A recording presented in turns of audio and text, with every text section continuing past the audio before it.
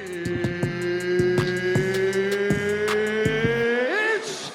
time! Yes, indeed, it is time once again. Good morning, Detroit. Good morning to everybody listening all across the world. My name is Eric Guzman. Sitting alongside this week, as always, are my co-hosts Jeremy, Brian, and Evan Hoy.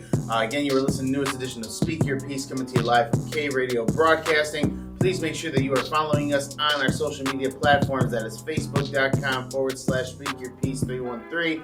The Instagram handle @SpeakYourPiece313. And again, make sure you're following us on our YouTube channel as well, also to keep up with the video versions that we're uploading as well.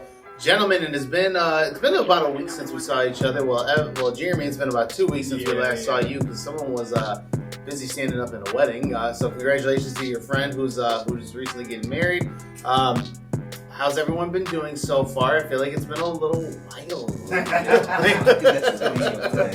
How was the wedding, man? That's the most important part. Jeremy, let's start out with you. How's your wedding? Or how was the wedding that you stood up in? The wedding day went by smooth, but I can tell you right now, everything else around it kind of hectic and crazy. Especially because my girl was. You both stood up in it, correct? Yeah. Okay. My girl was the maid of honor, so she had a lot of duties and a lot of responsibilities put on her. And let me tell you right now, it's a stressful. It's almost as stressful as just getting married. Just being in it yeah. at the same time. But the day went by pretty smooth. Of course, the ladies were late. Getting to the church? The church, chapel, whatever you want to call it. But yes, they were late. Wedding was supposed to start at 3 o'clock. We didn't end up starting until a little after 3:30. Oh, that's not okay. I was afraid you were gonna say something like 4. I was like, golly. But there was another wedding that was starting at 4:30, and they needed enough time to. Yeah, people needed time to turn it back over, and they were supposed to arrive at 4 o'clock. And now the bride wants to take pictures after the reception, at the wedding, and outside. So it's like, hey, we kind of gotta, move this. We got a little bit. Come on, we gotta, make some moves. So did they say why they were late? Don't say makeup. Please don't say makeup. Hey, low key, that makeup does. No, it does. No, it does. It does. Especially for how many people stood up. 5 or 6. Oh yeah, that's a lot of people. Yeah. Hair, makeup, getting dressed. The bride wanted to eat. I think they grabbed breakfast out somewhere too. That's crazy. They had a party guys bus. were sleeping in until 9, 10 o'clock, and then they, just drinking beforehand. Yeah, and then changed at 2:30, and then they're good to go. Exactly, because I got over to my boy's house. Y'all are scaring me. I get married in 2 weeks from now, so I got over to my boy's house super early. I was oh man, we're gonna be just punching time close together. It was 2 hours. No one else had showed up, so I'm all right, we're just chilling here playing PlayStation. That's literally how. Until it's time to get dressed, so we're just all right. Yeah, so Eric, you ain't got shit to worry about. That's not entirely true. I got a pretty busy schedule, but we'll dive into that. I think your schedule for the day is going to be less hectic than probably definitely for sure. Big facts. Yeah, definitely. So other than the wedding, you stood up in that. Did you propose at the wedding? Were you one of those guys that proposed? No, I didn't pull the ultimatum. Disrespect. I don't know if you guys seen that show. I have seen that show. Yes. Yeah, I didn't pull one of those moves. My man was so disrespectful on that. Nah, fucking foul. What are you guys talking about? There's a show on Netflix called The Ultimatum where these couples who are in these.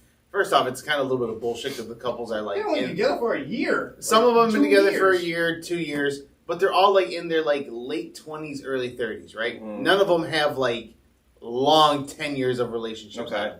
And what they do is they go into this situation, and the whole point of them is supposed to you're supposed to venture out with other people.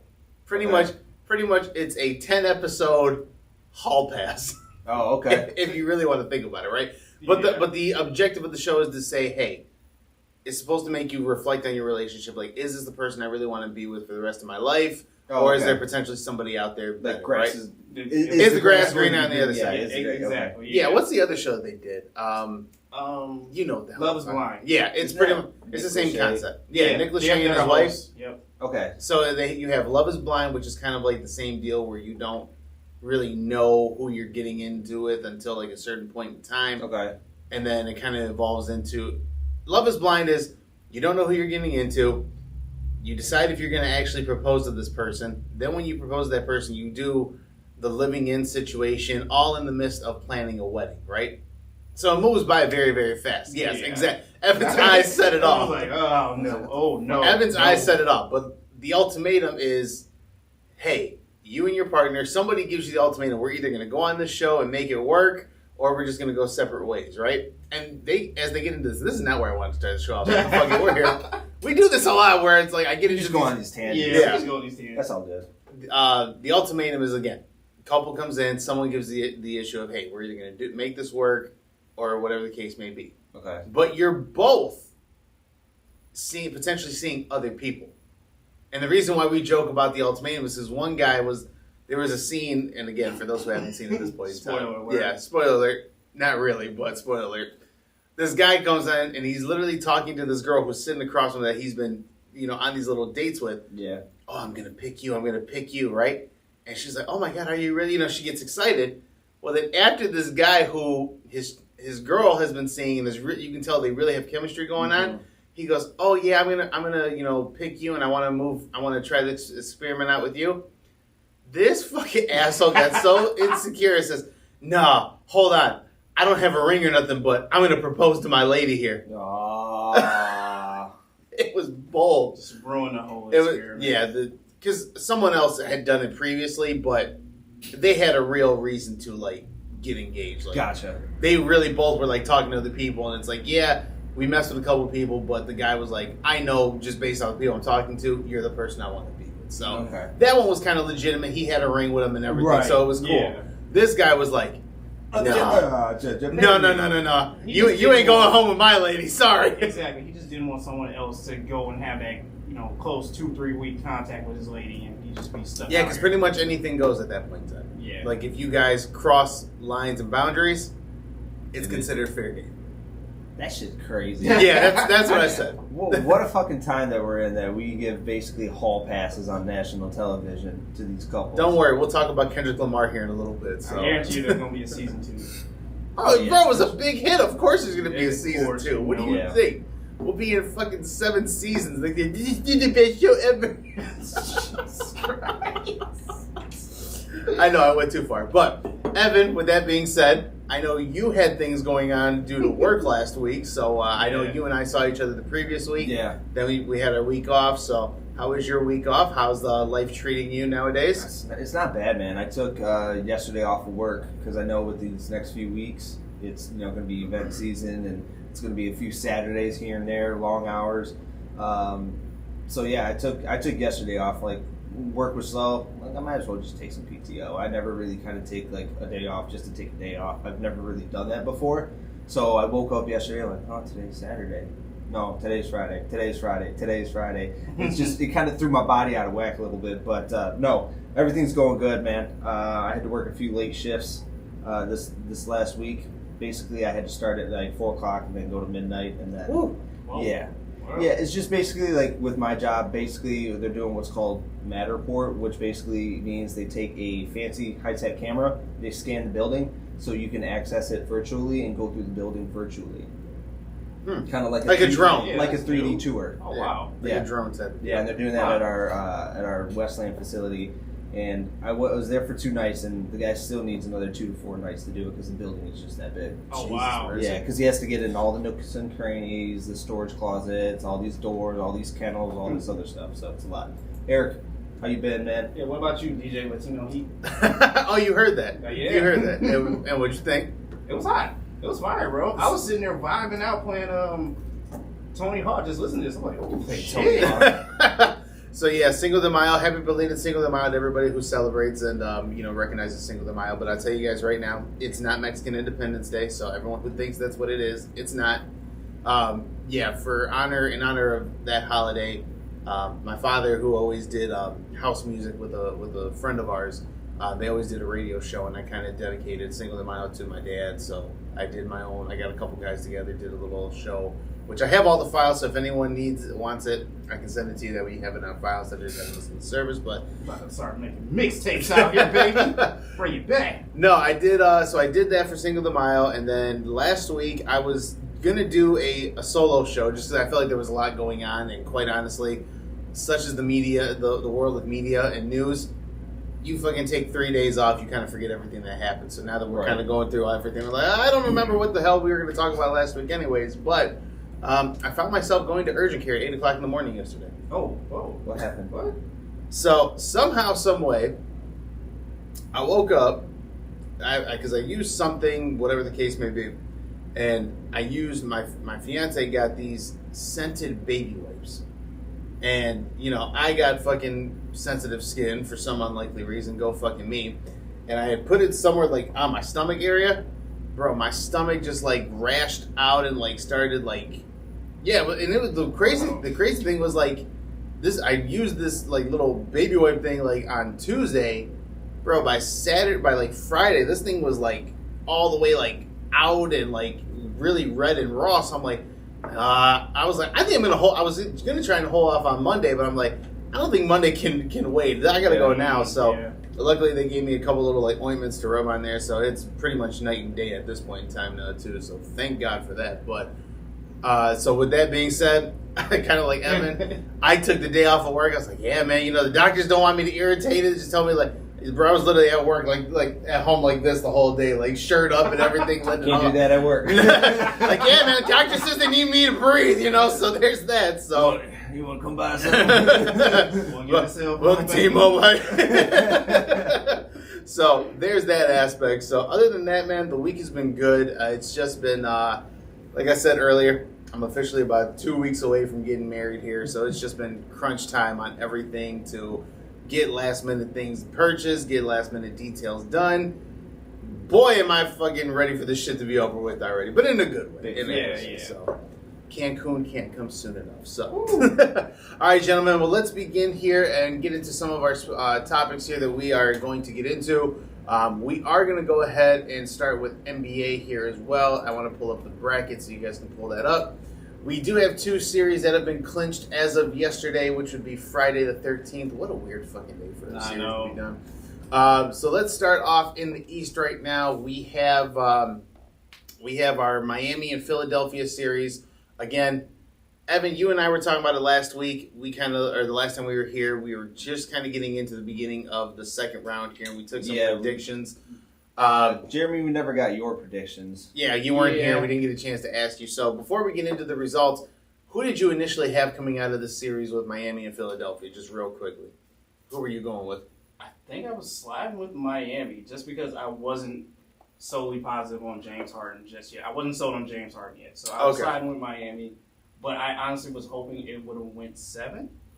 So you got a game shy. I remember I also had a game shy because, again, you were kind of in that sweet spot of, Eric, you had Miami in 5 if Embiid was out. Permanently, you had correct. Philly in 7 if Embiid was in. Yes. And I wasn't necessarily sold on James Harden, but I like you, Jeremy, but I knew with Joel Embiid, there's at least a fighting chance. And you take a look at those last couple of games, man. I mean, don't get me wrong. Philly won 2. Philly won 2 at home, which was good for them. But, man, the next few games, Miami said, nah. Miami pretty much said, we let you have those 2. It's time to close it up here. So Miami wins the series 4-2. Shout out to the Miami Heat again. It's not a team I was looking at. I definitely, out of no disrespect, I just know they had a lot of inconsistencies. But again, that's kind of the East in general. Everyone, it was anyone's season at that point in time for the top spot.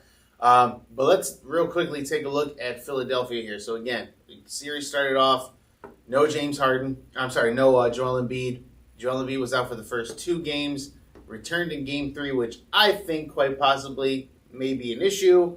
Because I don't think he fully cleared concussion protocols. They didn't care about, not necessarily they didn't care, right? It wasn't the face structure thing that was holding them back. It was the fact that he had the concussion protocol. And they said it takes a couple of days to clear that. And I believe hours before the game even started, Doc Rivers has stated, yeah, he hasn't cleared it yet. He hasn't been cleared yet. So hours before the game starts, you're telling me earlier he's probably not going to play. For him to come up all of a sudden, hey, guess what? He's going to play. So I don't think concussion protocols were officially met. But, Embiid was the pulse that they needed, helped them out. Fast forward to Game 4, it's pretty much a close game. But then, lo and behold, we have the ghost of 2019 James Harden reappear in the fourth quarter, gave Philly fans some hope. And then we go to Games 5 and 6. Miami dominated at home, which they're supposed to. And then Miami came back to Philly and completely just shut out Philadelphia. So now, as we were talking a little bit off air, we kind of have to look at the situation here in Philadelphia. Gentlemen, what do we think is going to happen with James Harden at this point in time? And Jeremy, we haven't heard from you in a while, so I'll let you take the floor first.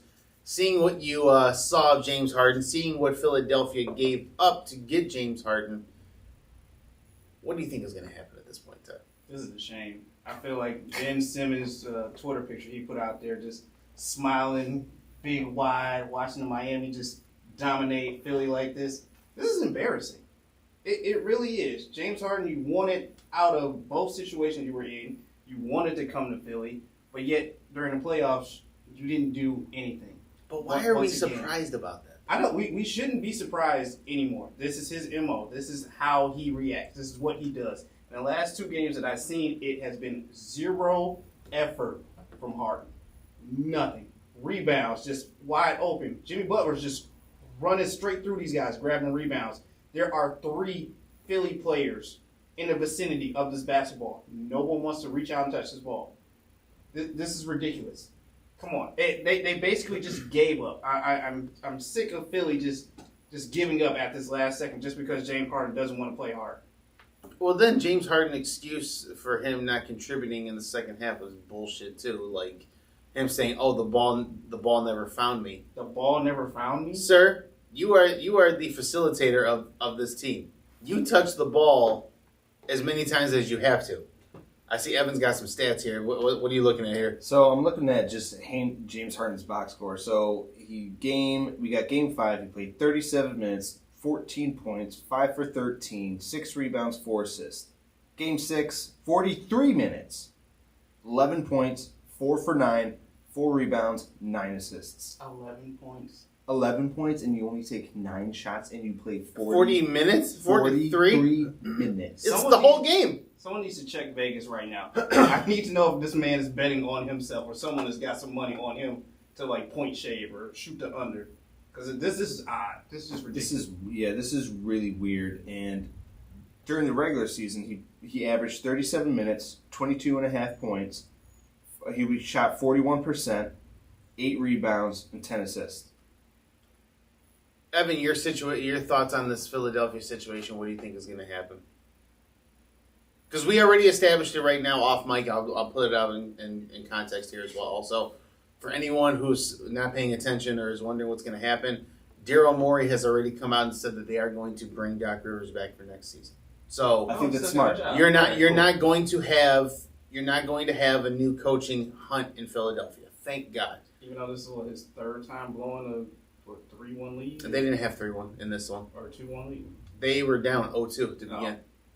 Yeah, so it's good that Doc Rivers is back. That's great. Now, and you got Embiid coming off another fantastic season in which I think he kind of got gypped on MVP. We'll talk about that in a minute. Yeah. So if I'm Philly, I mean, you already moved heaven and earth to get fucking James Harden for Ben Simmons, and if anything, like you're getting a shell of James Harden of what he once was. So I said this off mic.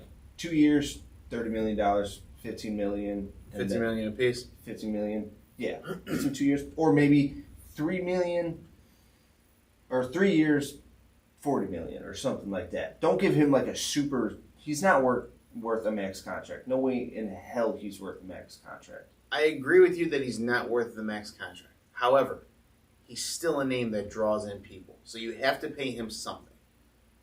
I don't. The $30 million is a little harsh, and the only reason why I say this is because again, like I'm with you, he's not the same from what we've seen. He's not the same James Harden that we've seen over the past couple of years, right? But to the same degree, he has earned his money as well. So you have to give him something. Now the reports are saying that, they're looking at possibly giving him a Chris Paul type of deal, which was 4 years.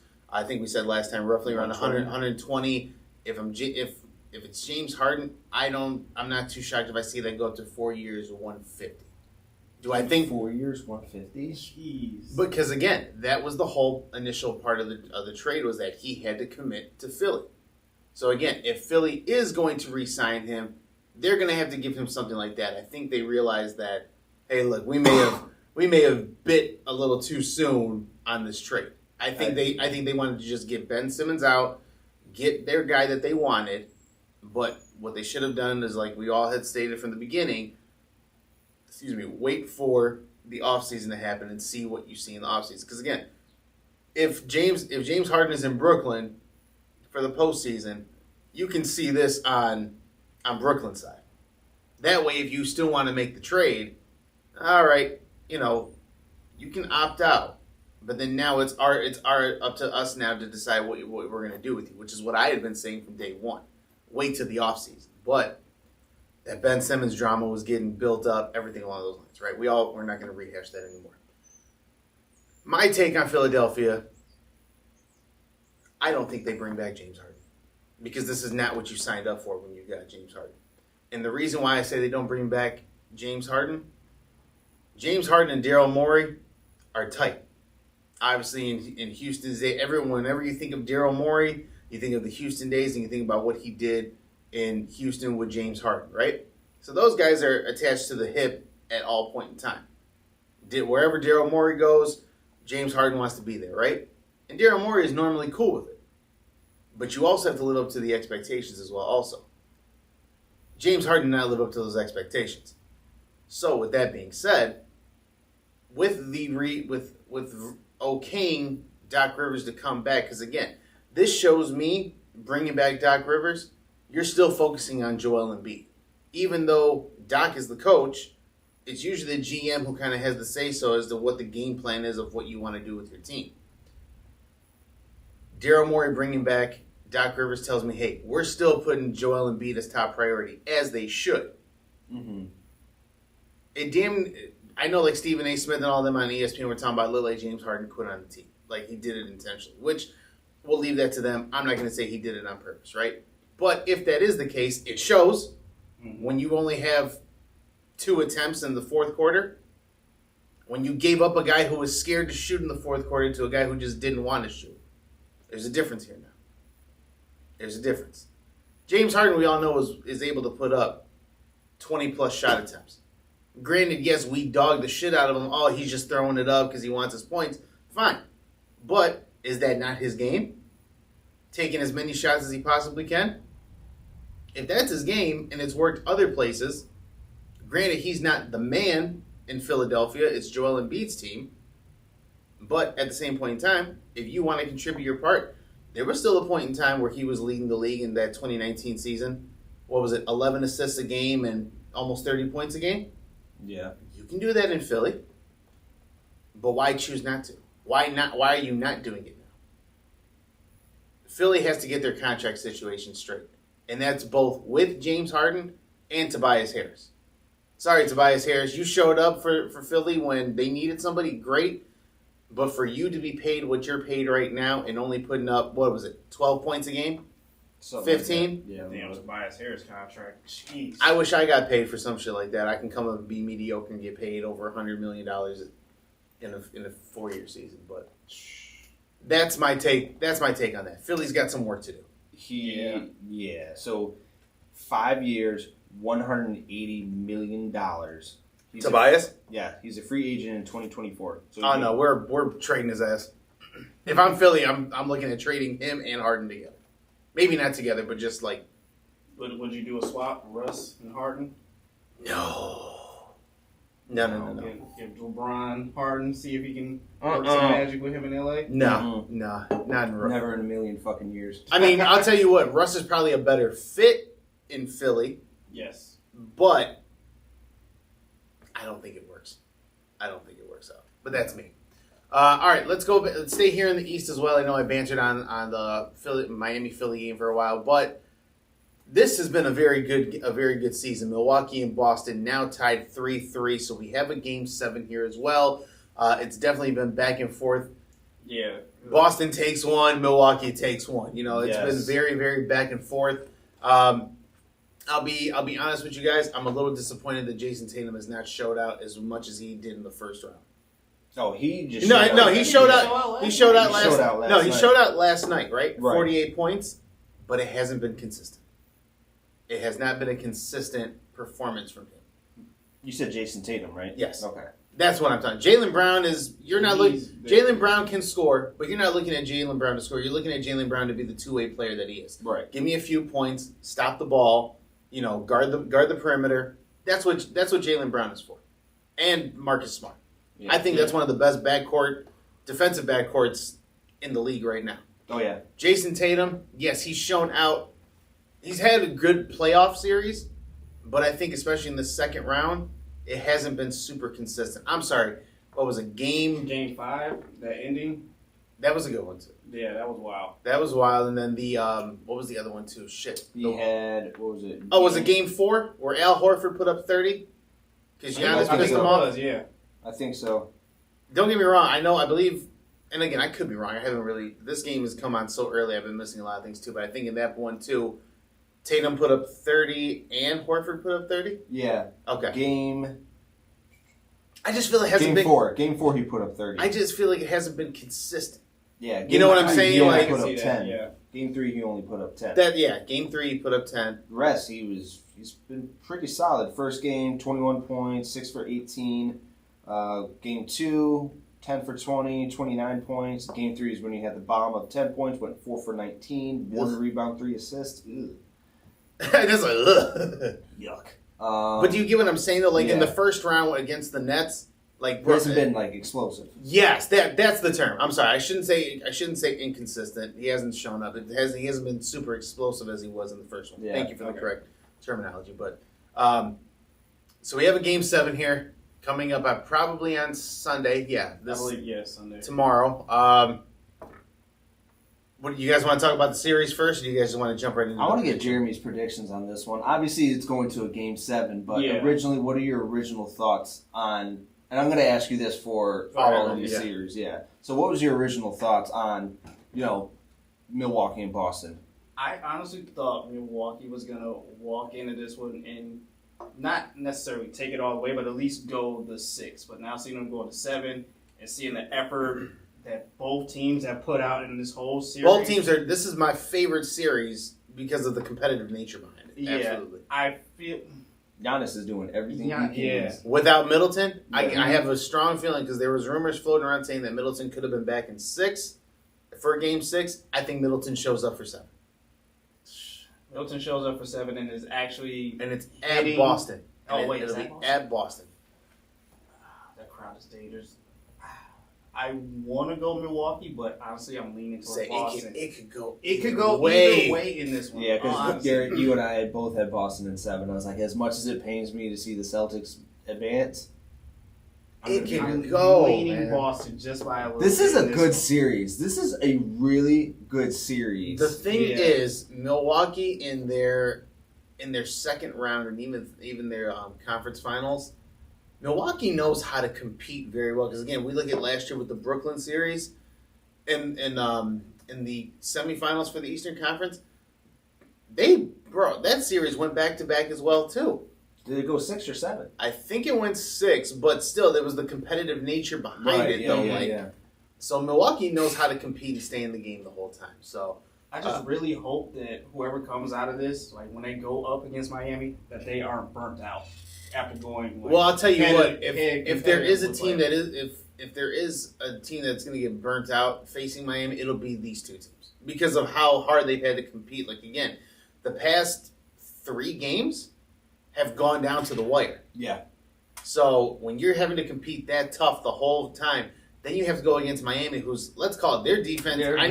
I know Boston's considered the top defensive team right now in the NBA, but Miami's right there too. That Miami, if Boston pulls this off, Miami and Boston's going to be a that's going to be a fight. That's going to be a dogfight. That's going to be a dogfight, and I think I keep missing watching these games, but I think I might watch that Miami-Boston. Either way, the Eastern Conference Finals match, I'm watching for sure. Oh yeah, for absolutely sure, yes, sure. All right, let's move over to the West now. To kind of make this go rapid fire. Phoenix and Dallas. I'm really surprised Phoenix and Dallas are going to a 7-game series. I am too. Yeah, we had Chris Paul didn't perform well those 2 games in Dallas. You had Golden State in 7. I had Golden State in 6.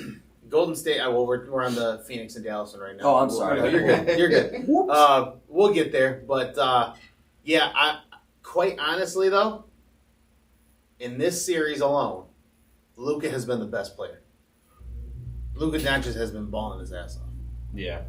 But again, consider the fact that he doesn't really have anybody else there. I mean, he's got Spencer Dinwiddie, he's got Jalen Brunson, but to see what Luke is doing, that he's special. But I don't want him to get burnt out either. And quite honestly, if Dallas does make it to the conference finals, it's a wrap in that one. I think it's a wrap. Oh yeah, I think. Jeremy, who did you have going in for this one for Phoenix and Dallas? Sorry, Evan. No, you're fine. I was still riding with Phoenix. Like, you still think they got it? I still do. Like you said, Luka is doing everything for Dallas right now, and I just don't think it's going to be enough altogether. If it is enough, it's not enough for Golden State. Since Golden State, let's move forward to the next series here. Evan, you and I said Golden State in 7 on this one. Yeah, I said 6. You said 7. So you were right. I hate, but to see barely. It. I just hate to see it because John Morant got. Yeah, that's the only. He just kind of keeps getting injured in the most inopportune times when his team needs him the most, and Grizzly put the smackdown on them in Game 5. Yeah, it was pretty embarrassing. It was embarrassing. So Golden State is. Never seen Golden State get thumped like that. They either do the thumping or they're getting mollywopped. And mostly it's them doing the thumping. It's mostly so it's like it's been an odd series. It's been an odd playoff run for Golden State because when they're good, man, they're good. But when they're down, they're down. There's no in between. There's no dog fighting. There's nothing in between. And John Morant getting injured was the nail in the coffin. Yeah. And I know we keep having, there was that conversation from the previous week where, you had the Dylan Brooks flagrant foul on Gary Payton II. Yeah. Steve Kerr talking about, Dylan Brooks broke the code. Now with, the knee bruise allegedly from Jordan Poole reaching in. Yeah. John Morant tweeted but then deleted, broke the code as well. Also, it's... Could have just owned it. Jeremy, I wanted to ask you, originally, would you have Phoenix going?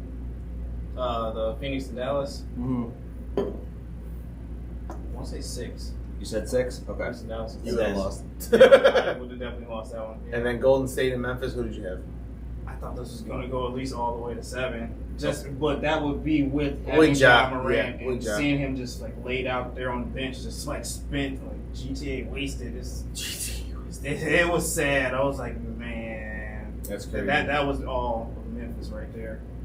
And look, even for that last game in Memphis too, shout out to Memphis for competing as hard as they did even without John Morant. Again, it's not so far-fetched in most cases where your best player is gone and then the whole team just looks completely confused and lost.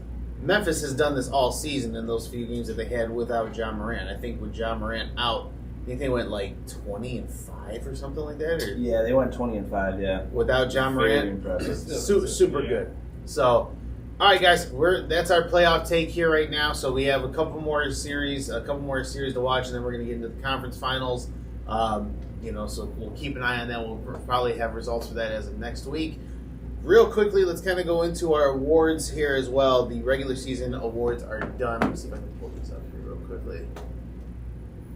Bear with me for 1 second.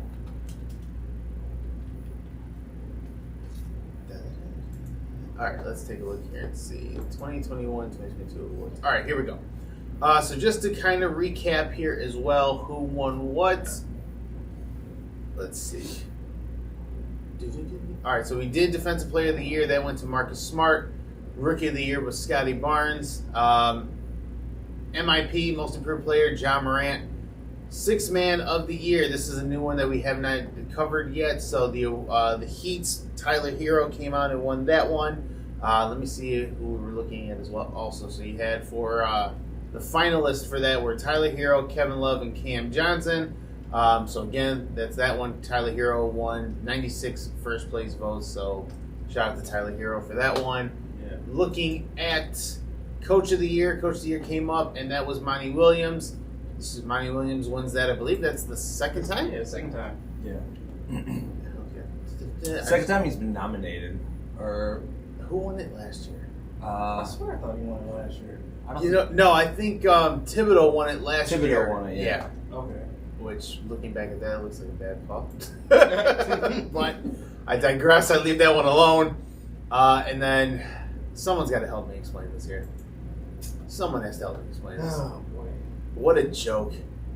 What a joke. No pun intended. But I can't get mad. You know, all three of these guys competed very well. So you had, first off, that's the wrong picture to put up.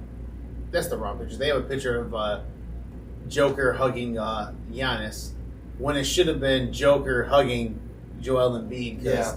Joel Embiid, So Joker, Nikola Jokic wins the MVP for the second year in a row. That's been the first time somebody's won back-to-back, since Steph? Or would it be Steve Nash? Oh, what was the... I think it was Steph. Steph won it twice. But anyways, I could be wrong. Either Steph Curry or Steve Nash won. I know Steve Nash won it back-to-back as well. But with that being said, also, let's talk about this here, guys, because I really want to get into this one. You had three really good candidates. It could have gone either way. You had Joker, Giannis Antetokounmpo, and Joel Embiid. As the series wound down, Giannis kind of got taken out of that a little bit. Not by his fault, not by any fault of his own, but again, just by the way how the other two guys were playing. And it really came down to Joker and Embiid. I honestly don't understand how Joker got this. I understand he had a phenomenal season, which again, Joel Embiid had a phenomenal season. But if I'm looking at the difference maker in a team, like, don't get me wrong, Joel Embiid, let me look at it from both sides. Both of them were pretty much in the same boat. You had no secondary or even, we'll call it secondary help, right? Joker didn't have Jamal Murray. You also didn't have Michael Porter Jr., which I don't really consider he's going to be a great talent, but because he's been injured his first few years, I can't really say Michael Porter Jr. is a difference maker for that team just yet. Just because I haven't seen enough. I don't have enough study to look at that, right? Yeah. So you're looking at two guys in a very parallel situation. Joker doesn't have Jamal Murray for injury recovery. Joel Embiid doesn't have Ben Simmons for mental health reasons. We'll leave it at that. I'm not going to bash into that, right? Gentlemen, if you take these guys out of their team, who has the better chance of winning in a team? So if you have no Joker and you have no Embiid, and you have those teams prior to the Philadelphia trade, who's got the best chance to win?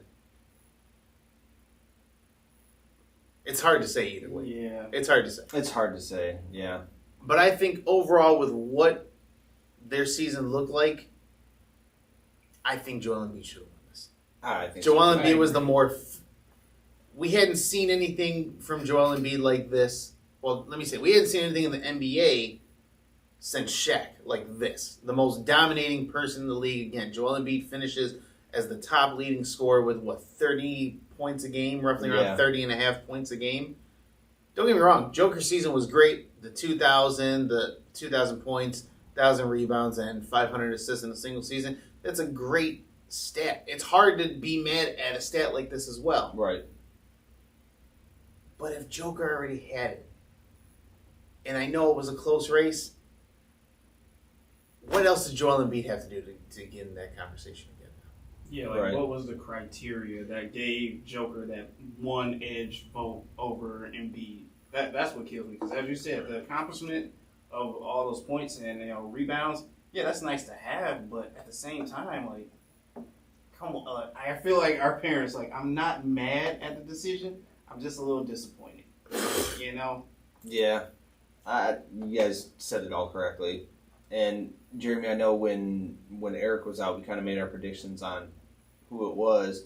So look at this. Joker got 65 first place votes. Joel Embiid only got 26. 26? Really? To me, that's wild. That should have been a much closer first place race. Yeah, exactly. I don't know what the criteria was, but it doesn't make sense to me. And I'm not mad at the guy. Let me be clear. I'm not mad at Joker because again, like I keep saying, it could have gone either way. Yeah. But when I look at the voting results where they gave Jokic 65 points to Jokic just off rip, and Joel Embiid only got 26, You got some explaining to do at that point in time. Right. Like, why does he have so much more than Joel Embiid for first place votes? Yeah. That shit to me is wild. Poor Giannis only got 9. 9, yeah. For first place. Too. Poor Giannis only got 9. But, to me it just doesn't make sense. As Evan says, make it make sense. Make it make sense. Somebody, please. All right, gentlemen, we have a couple of sad stories here, and Jeremy, I know I'm going to task you with this because you are the Spartan fan, but former Michigan State Spartan Adrian Payne, who had a little bit of tenure in the NBA as well. Yeah. Also, they found it had been reported he had passed away, I believe, earlier this week, around Tuesday or Monday, something along those lines. Monday morning around 1:45 a.m. Orange County Police were called out to, I believe it was an apartment where there's a shooting had taken place. Adrian Payne had passed away at that point, but yeah, there was a shooting around that time. And I believe the suspect or whoever was doing the shooting actually stayed on scene and waited for police and the ambulance to arrive at the scene and basically turned himself in. So they do have the person in custody right now, but yeah, he was 31 years old, drafted 15th overall to the Atlanta Hawks, then moved around a little bit to Milwaukee, Orlando, and then I believe now he was recently playing overseas, but yeah. So this is from the Detroit Free Press here. Excuse me. Man accused of Michigan State basketball star Adrian Payne pleads not guilty. Former Michigan State basketball star Adrian Payne was shot and killed early Monday morning in Orlando, Florida. Orange County Sheriff's Office in Florida announced it responded to a call at 1:37 in the morning of a man who had been shot. Payne was transported to a nearby hospital where he was pronounced dead. Deputies arrested the suspect in the shooting, 29-year-old Lawrence Doherty, at the scene on a warrant for first-degree murder. Florida MSU teammate Anthony Ian called Payne a true gentle giant. Quote, he was all about life, he was all about putting smiles on people's faces, and he was just a kind, gentle soul, said Iani, who played with Payne from 2010 to 2012. That was the Adrian Payne that we all had watched grow, and that was the guy we were proud to call our brother. Very sad story, again, especially when it comes to, local news here. It's very sad as well. And then on top of that, too, it didn't get any better for us here in Detroit as well, as we lost a Pistons legend here as well. Bob Lanier, again, former Detroit Piston, as well, also passed away as well. Let me try and see what we got here. I want to read this article as well. Also, this is coming from CNN. Not the greatest thing in the world, but Bob Lanier, Bob Lanier, an 8-time All-Star and Naismith Basketball Memorial Hall of Famer, died Tuesday at 73 years old. Lanier, who played for 14 years in the NBA, died after a short illness surrounded by family. The NBA said in a statement, quote, Bob Lanier was a Hall of Fame player and among the most talented centers in the history of the NBA, but his impact on the league went far beyond what he accomplished on the court. NBA Commissioner Adams said in a statement, his enormous influence in the NBA was also seen during his time as president of the National Basketball Players Association, where he played a key role in negotiating the game-changing collective bargaining agreement. So, very rough time here for our Detroit, and very sad time here in our Detroit sports news. So, with that being said, gentlemen, anybody want to reflect on any of these? I know, Jeremy, you are the Spartan fan. I remember Adrian Payne had a lot of promise in his NBA career as well, also. But I don't think that panned out to the way it was looking to be. And again, it's not a knock on him. Just again, the game changes. Consistently is changing as well. But anything you want to add on the Adrian Payne thing? Man, it's just sad to see a Spartan go down like this. I don't know what his intentions were or why he was out. That late Sunday night, Monday morning to have this situation happen to him, or maybe it was just a wrong place at the wrong time. But as you said, he did have a lot of promise getting drafted in the NBA. Just didn't pan out. The game changed, and he just took the hits and moved on and tried the best as he could. So it's just sad to see him, go away like this. Evan, anything you want to add to the Adrian Payne thing or the Bob Lanier thing? It's sad because obviously we're Detroit based, so it's tough to see our hometown legends go like this. So rest in peace to both of them, and hearts go out to their families and loved ones. With that, as we always do when we talk about these stories, we want to give these gentlemen a moment of silence, so we will do that for them and their families as well. So, moment of silence, guys.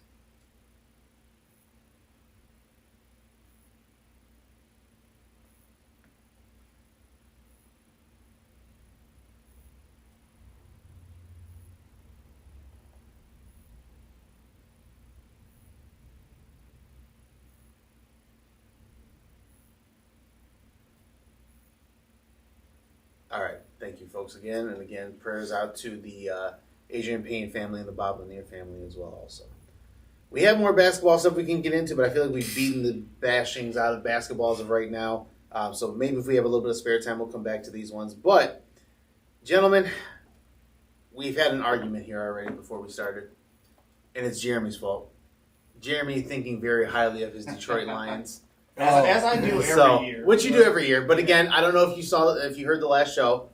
After the draft, I made the crazy comment that I was actually somewhat excited for the Lions this year. Like I'm actually kind of excited after the draft. So, but we'll see. Not gonna lie, I might venture out and get a Hutchinson jersey. Look at you. That's what I said too. I might get a Hutchinson jersey just. So the NFL came out and they released the schedules for all their teams, and we're gonna look at this here right now too. So cool. Game by game, loss by loss. Let's not drag it out. Come on, too wait bad. a minute. Let's not drag it out too bad. All right, so we're going to start here as well. Week 1, there's 18 weeks here, and I have it on my phone, but this is for you guys. Or actually, yeah, I sent it in the text this thing as well too. But so week 1, Lions at home against the Eagles. I'll take that L. Okay. You think that's an L? Yeah. First off, no, I don't want to do this. I don't want to subscribe to nothing off of this page. Relax. So you say week 1 is an L? Yep. I know they were in playoff hunt last year. I know they got a little better with A.J. Brown. It's the first week. I could see that possibly being a W. Shocking. Dun dun. Yeah, I'm not going to get too high up on that one, but my gut feeling tells me an L too. I'm more like confident, like, hey, it's the first week. Anything can happen. You still got A.J. Brown. You still got Deontay Smith, who initially got fired on his day off like me. Oh, my God. That was former Eagle. A former Philadelphia Eagle. All right, so that's week 1. Evan, are you saying L or are you saying W for week 1? Please, someone write this down, please. Oh, yeah. Evan's the only one who can do it. Sorry. Okay. Sorry. All right, so we'll all say collectively L. Week 2. Home against the Washington Commanders. Dub. You say it's a dub? Dub. They don't know what Carson Wentz doesn't even know what he's doing with his life anymore. Oh my God.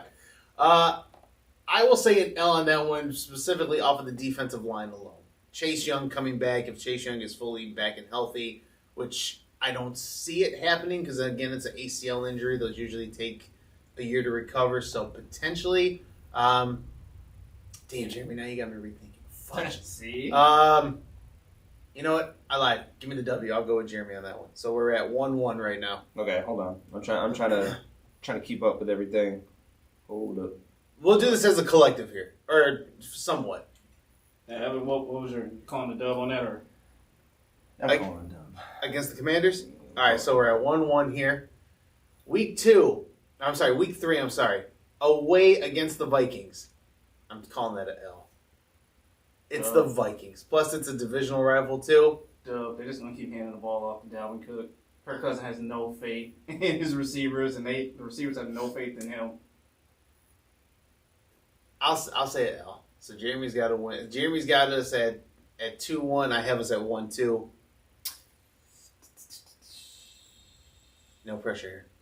It's only 3 games in at this point. No, I'm just kind of playing the realistics behind it. Yeah. Dub. Damn, maybe I'm the fucking weirdo, but all right. Number 4, home. It looks like a lot of the home games are coming up in the very beginning. So Jeremy, you have us going what, 2-1 so far? You and Jeremy are 2-1. I'm 1-2. Okay. Week 4, home against the Seahawks. It's not the same Seahawks of the past. No Russell Wilson. No.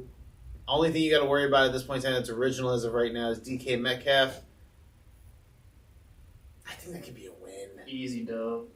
Easy dub? I won't say easy. Easy dub. Drew Lock. That's an L. I've got no faith in this dude. None. Didn't they re-sign Geno Smith too? Yeah. So Geno Smith may be your starting quarterback. We don't know just yet. I don't know. Pete Carroll says he has a lot of faith in Drew Lock. Like, they chose the right guy. Mm-hmm. Like, okay. All right. So I have us at 2-2. Where's Jeremy says what? 3-1? 3-1 right now.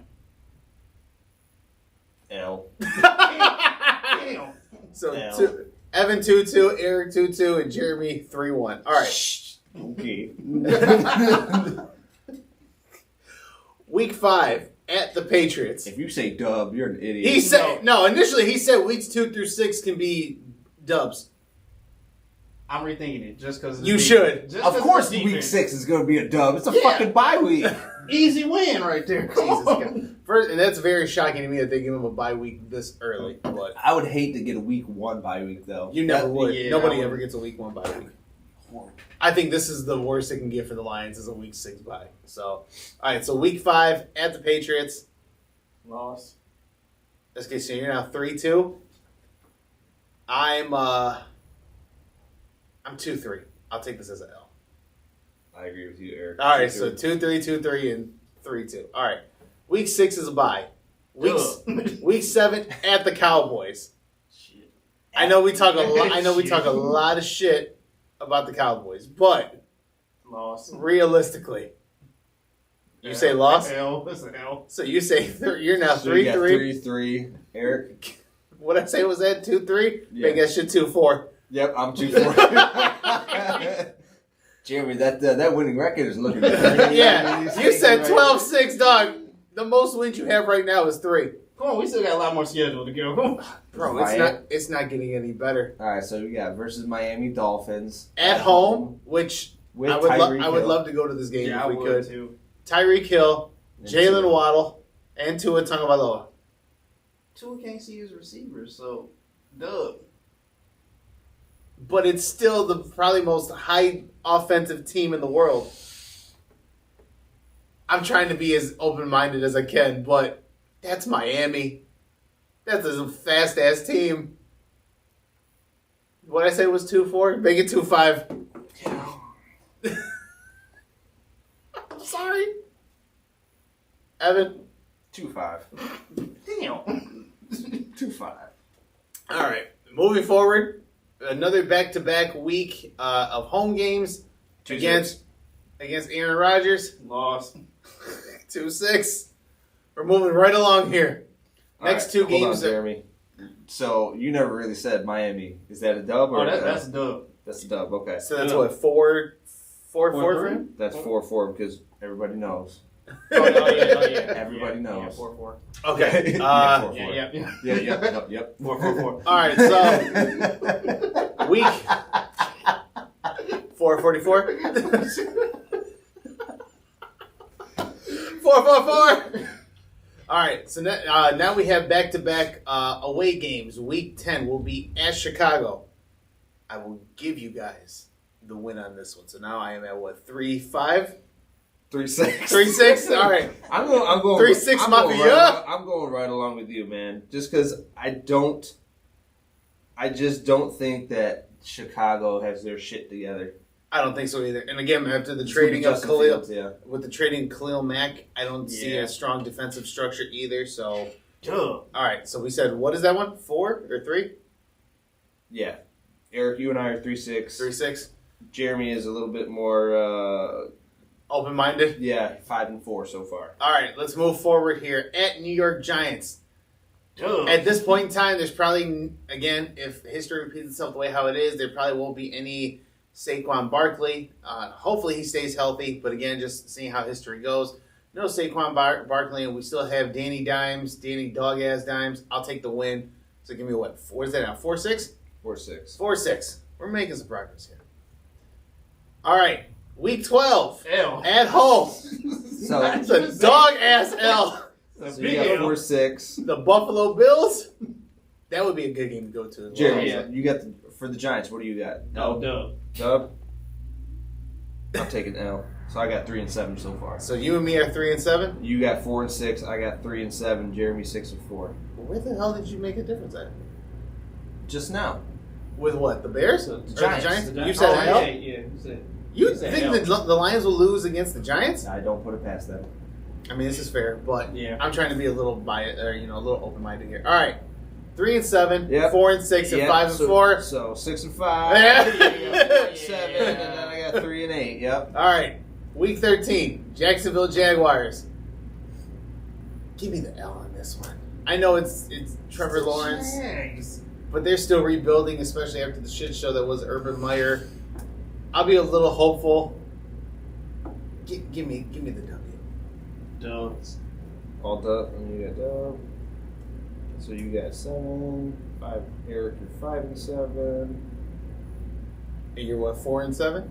No, I got 3 and 8 so far. God damn! I'm on the fence about this one. All right, so now at home against Minnesota. I got a dub. You got a dub? I think they're going to bounce back. Okay, can I ask you a question? We should go back and relook at these later on, but can we put ties? Yeah, technically. Oh yeah, you could. No, I'm not putting any ties. Give me a fucking record. Ties. I hate Ties are the in stupid. a professional sports league, we can end with a talk. That's like fucking saying at this point in time we should add the mercy rule. Yeah. Jesus God. So I got 4 and 9 so far. So Eric, what do you got? You got a dub or a loss? Against the Vikings. What did you take? I took the dub. So I got 4 and 9 with the decision of Vikings taking the L. Jeremy, you go first. I can't decide on this one. Still taking the dub on this one. So Now, you early say- in the season, it's gonna repeat. You say early on is a win, later on is a win. Adam Thielen probably hurt by this time. They're playing at home though. Okay. Just off a home field advantage, which isn't much. I'll take the W on this one. Okay. All right, moving on. Week 15 at New York Jets. It can't get any worse between these two. These are probably the 2 worst teams in the NFL. Oh, God. What? You have no primetime games? No, No, Lions none. are the only team that do not have prime time. And I Everything's wonder at why. 1 o'clock. No prime time. I'll take the W. I'll take the winning against the Dub. Jets. Listen, you've That's been week saying 15. dub a little too Dubs. heavy. So, Jeremy, you say dub, right? Yep. So, and Eric, you say dub I against say the dub. Jets. Yeah. So, I'm gonna go dub as well. Okay. I was gonna say it's the Jets. I wouldn't even be surprised if the game went 10-17 by a touchdown. Yeah. Super low scoring. Carolina. At Carolina, they have no real major updates. I don't know what they're doing with CMC and their quarterback situation. Is Yeah, iffy. it's very iffy. As of right now, as it stands, I will take a W. Call me crazy, but I'll take the W against the Panthers. Dubs all day. Jesus mercy. L. I'm not mad. They're gonna find a way to lose this game. All right, and then week 17, home against Chicago. I can't remember if I said dub or L for the first Chicago game. I think We you all said said dub. dub, yeah. We all said Y'all dub. said dub. I'll take the W for this one. Too. Yeah. I'll take the dub as well. And then at at Green Bay to close out the season. That's a dog ass L. L. We don't even show up. Oh my God. Don't even get off the bus. Evan. Wow, this is pretty drastic between Jeremy. You got us going 11 and 6. You're out your fucking mind. We Yeah, can you do are this. insane. We can do this. 9 and 8, It's about 50%. and I got 6 and 11. You're probably more Damn. realistic. I feel like I'm the realistic Damn. one around here, but I feel like they're probably If they have a chance to improve, I mean, comparing to last season, How many wins did we win last season? 2. 2. Yeah. Two. Don't want to go up, but up, baby. What was it? 2, 11, and 1. Can Dog. you please just take out a tie? I know. Just I take out know. a tie. It's the dumbest fucking thing ever. All right, but look, so we have our schedule here. Evan's probably the more realistic. With Yeah, 6 the and Lions were True, projected to true. win 6.5 games. which Okay. is But again, we're Yeah. talking in good positivity here as well. Also, I Yeah. may have gotten. I'm not as bad as Jeremy with the W button. yeah, man. If You are nuts. Dubs all day. I will buy you. Oh shit. I will boy. buy you dinner if we go 11 and 5. Okay. All right. Damn. And if we don't, what? I don't buy you dinner. Okay, what happens if my score is the best? We'll see. we'll figure it out. And then I if mean- Evan's the best, we got to figure something out. Yeah, we do picks. You know, we've done picks in the past, so we're going to see how this works out. How So it works. we can play Absolutely. games. Yeah, Absolutely. So, all right, and then moving forward, again, some of the highlights of of the schedule release, we do have the AFC Championship rematch against, or not championship, the semi-conference finals. You get the Chiefs versus the Bills. I think that's a Monday Night Football game, so that should be fun. We do get, what is it, Tampa Bay and Dallas. Dallas, yeah. I don't really care about that one. And then, what is it, Green Bay and the Rams? Yes. A couple of Aaron and Matthew Stafford. That should be a fun one. I think there's also going to be Chiefs and Bucks too. Oh. That'll be fun. That'll be fun to watch. So it'll definitely draw some viewing in as well. Also, it'll be definitely something fun to look at as well. And then we'll go from, we'll see what happens at that point in time. All right, gentlemen, moving right along here. Damn, we're already into our entertainment section. We got an hour left. You guys want to talk about these other NBA topics real quick before we get into our entertainment section? Yeah, for sure. All right. Also got some stories for you guys, too. Stories in regards to work? Work and sports. We'll save that for a little bit here. So let's kind of go back to the NBA here as well. There was a smart little article going around, or a small little video that was going around of Shaq on his podcast, the Big Podcast. They were talking about what's been going on in Utah after Utah got bounced in the first round. I have something else I want to chime in on that, but I'll leave that for after this topic we get into. So someone, I think was it Spice Adams is the guy's name. Spice Adams was on the podcast, and he told Shaq that he thinks that Rudy Gobert would be able to handle Shaq defensively, right? I don't know who the Spice Adams guy is. I don't know if he's just an online guy, whatever the case may be. But anyone who knows basketball knows the biggest crock of shit that anyone could come up with. And Shaq said, no, I would dominate him, which I believe to be so. Rudy Gobert responded, I would lock your ass up. Uh-huh. And a lot of people had some things to say about that. Gentlemen, real quickly, what do we think? Rudy, chill, bro. Rudy, gotta chill? Chill, you gotta chill, man. You know what Shaq did to Duncan Robinson? He would do that shit to you. You got a skinny-ass, tall dude locking up Shaq, who's a fucking monster in the paint. That's like a zebra trying to guard an elephant. Shaq is gonna back him down once and he gonna fall. No, you remember that video that went around about Shaq after he dunked and pushed that New York Knicks player? Yeah. That's what would happen to Rudy Gobert all day long. Shaq is just like, he's Dude, he's a monster! and he's just... He's a beast! Yeah, a fucking monster. Gobert's just tall and lanky. That alone. I think they pulled a stat comparison up. I saw it somewhere where where they did 2K all-time ratings, if anyone wanted to try it. Bro, Shaq is 90 in almost everything inside the paint. Rudy Gobert has a couple of 80s and everything like that. That shit is wild to me. Yeah, it's... No. No. Rudy Gobert, I'm sorry, buddy. No one fears you. No one respects you. And that's so sad. That's why, when they thought about it, it's he's great defensively. An inside paint defender. He is good inside the paint. But here's the thing. And I may be kind of being a little asshole here, but I'll say it anyways. Rudy Gobert, they gave you Defensive Player of the Year twice because there was no one else to give it to. I'm sorry. I'm sorry.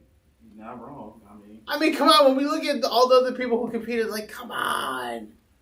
It's kind of like a viewer's choice. Yeah, people know who you are. We'll kind of just leave it at that. Yeah, we'll go with that. Ta-da! Yeah. Congratulations. But there was something else. That was said. Fucker. Oh my god. There was something else that was said in that interview, and I want to see if you guys caught it or not. I'm gonna see if I can pull it up here. Please don't give me advertisements. I really don't. Go ahead. What were you gonna say? That's no. No, say it. Just say it. We're here. His ass whooped. He's gonna get his ass. If it was prime Shaq versus prime Rudy Gobert, yes, Shaq would eat all day long. Sorry. If I can type correctly. Crying. Crying? Why is he crying? He said Rocky showed him his girls that spelled out "Marry Me" and Rihanna, and he was like, "Oh yeah, I saw that one." Shut up. It never gets old. I'm sorry, Tyrese. I'm sorry. Man, Tyrese had an emotional moment, and he'll never be able to live it down. All right. So, anyways, I can't find the clip, but for the sake of time and everything, there was a part of that in there that I don't know when anyone caught on. And if I'm correct, and if I heard correctly, this will say something. When they asked initially about what's going on in Utah, what do you think is going to happen? Shaq makes the comment. He goes, "It's the same thing I've been saying for a while. Donovan Mitchell is not that good, and Rudy Gobert is Rudy Gobert. The fact that no one wants to acknowledge what he said about Donovan Mitchell, that to me says something. So I wonder if that's going to be incentive for Donovan Mitchell to kind of come out and have a better season. But with that being said, if that truly is what I'm pretty sure I heard, you guys have any disagreement with that? Do we think Donovan Mitchell is one of the overhyped players right now? I'm still be a little bit optimistic on him, at least a little bit. I don't want to see him end up like Olin Depot or something like that, Yeah, he has a lot of potential, but he hasn't reached it yet. Because we look at the young stars like Trae Young, Luka, Devin Booker, John Morant, all those guys who are turning into superstars before our very eyes. And Donovan Mitchell's kind of been stagnant. Been stagnant, yes. And obviously, he's on Utah, which we know is not a big market team, but you have Phoenix, you have Memphis, you have Atlanta, you have Dallas. Not crazy big market teams, but big enough to where where they're at. Yeah. But I feel like Donovan always gets overlooked, and I feel like if Donovan wants to succeed, he needs to get out of Utah. I think so. I think Utah's kind of like, and I get a lot of these guys are trying to follow the Dame Lillard path where you kind of like stay to one team and do what you can, but you're kind of realizing that ain't the best way to go. Now, I'm not saying go do the cheat code and go be part of a super team, but if you want to link up with at least one other person, I get that. It's tough. But yeah, it's not Rudy Gobert. I think Rudy Gobert could make a difference somewhere. I think I saw a report where I think Atlanta or Dallas is going to be interested in going after Rudy Gobert. You pair Gobert up with a superstar. You put him with Trae Young. You put him with Luka. That makes sense. I think if he was to go to Dallas, I think that helps Dallas get over the hump a little bit more. Right. Yeah. Not drastically, a little bit more, because then at that point in time you have some defensive presence as well. So there's that aspect. And then I saw Bleacher Report did the virtual thing with Draymond Green versus Dennis Rodman. I didn't get a chance to watch it, but did you guys take a look at it or no? I did not. No. In real life, I'm sorry, as a Detroit bias thing, and they're both Detroit bias because, Rodman played for the Pistons for a while. Draymond's from Michigan State. It's hard. It's hard to pick, but I don't think anybody does it better than Dennis Rodman. The rebounding. I got to give it to Dennis. I think Draymond's a little bit more well-rounded because he does the steals and, he's an irritant as well also. Yeah. But Rodman is Rodman, man. It's so hard to pick something out like of that. His mind on a nightly basis. I'm sorry, do you remember, what was it, The Last Dance, where he's talking about the science of rebounding? Mm-hmm. That's a basketball mind. Right. When he's talking about how the ball spins off the rim, knowing where it's going to shoot off of, I'm not saying Draymond don't do anything like that, but he's not as seasoned and skilled as Rodman. But Rodman was doing that since college. That's a dude who honed in on his craft. Yeah. Who would literally he's a little couple screws loose up there, Rodman, but we all have documented that on numerous occasions. And but the way you see it happen when he spends hours, and he had that crazy stat line where he had no points, no assists, but he had 20-something rebounds in San Antonio. Yep. Shit is wild. That's a dude who just wanted to specialize in rebounding, and that's we're going to say Steve Nash wanting to specialize in assists, or Magic Johnson specializing in assists. Those are people who love what they do and want to perfect that craft. Exactly. So, that shit is wild. But I can't pick. It's hard. I don't think there's a wrong answer. I really don't. But again, if I'm going up against defensive presence, because again, I think with what Draymond does for the Warriors, especially in this small lineup time, is pivotal. I think you need a guy like that on your team. He is a reflection of what Dennis Rodman embodied at the time, but Rodman is Rodman, man. You can't beat that, man. I'm sorry, maybe just because he played for the Pistons. That's my whole thing, and I didn't like State, so ta-da. All right, gentlemen, where do we want to go? We got time here, and we've hit our entertainment section. Oh, real quick, I'm sorry, back to football here.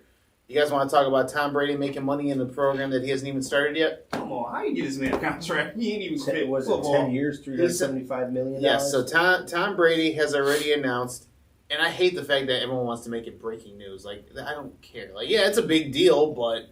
Make it when he's officially retired. Right. Yeah. So, Tom Brady has already inked a deal with Fox Sports, or the Fox network in general. Once his football career is over, which is yet to be determined, at this point in time, my man can play... Oh. Well, there's that. I'm glad the camera caught that one. Surprise! So, at that point in time, Tom Brady could go on to play another 10 years for all we know. But he's already guaranteed $375 million over a 10-year period at Fox Sports. Fam. Why? We don't know if he's going to be any good at it. Yeah. We don't know shit about Tom Brady calling plays. And especially after that shit that came out, the Be Honest challenge with Justin Bieber. This motherfucker talks about the tug rule may have been a fumble. I ain't giving that motherfucker shit. Yeah, big facts. But on a serious note, what do we think about the news of Tom Brady? Tom Brady about to be a sportscaster and the type of money he's making just off RIP. Well, the money off RIP, that seems like a ridiculous amount. And as you said, we don't know if he's going to be good at it. All we have is, these little small interviews that he does on Mondays during Monday Night Football and the Man in the Arena segment where we got to see him actually talk.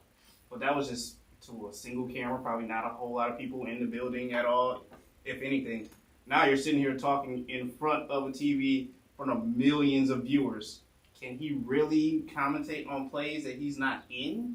I heard somebody say this is Fox's way of getting back for not giving Tony Romo. Because Tony Romo, we all said the same thing. Like, is he going to be any good at it? And, Tony Romo's been really great at it. So, I guess I've heard some people. I know he's not going to be Booger, at least. We know that for sure. Yeah. But what if he does, though? What if he does? Then you got to look at it as like Fox really paid Tom Brady to be the Booger of Fox Sports. No, you only get 4 downs in.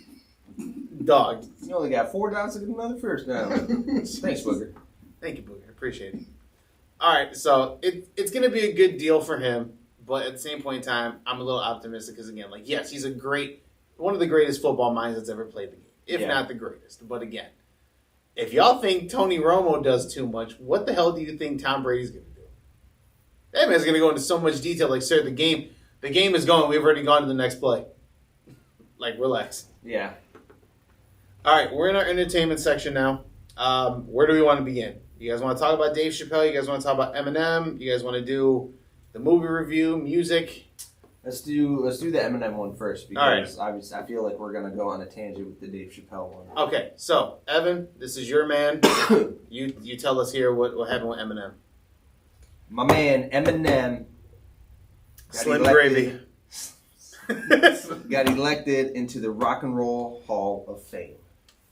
A round of applause for Eminem on that one as well, too. Another Detroit legend as well. It's about time and well deserved. It's inevitable at this point. Yeah.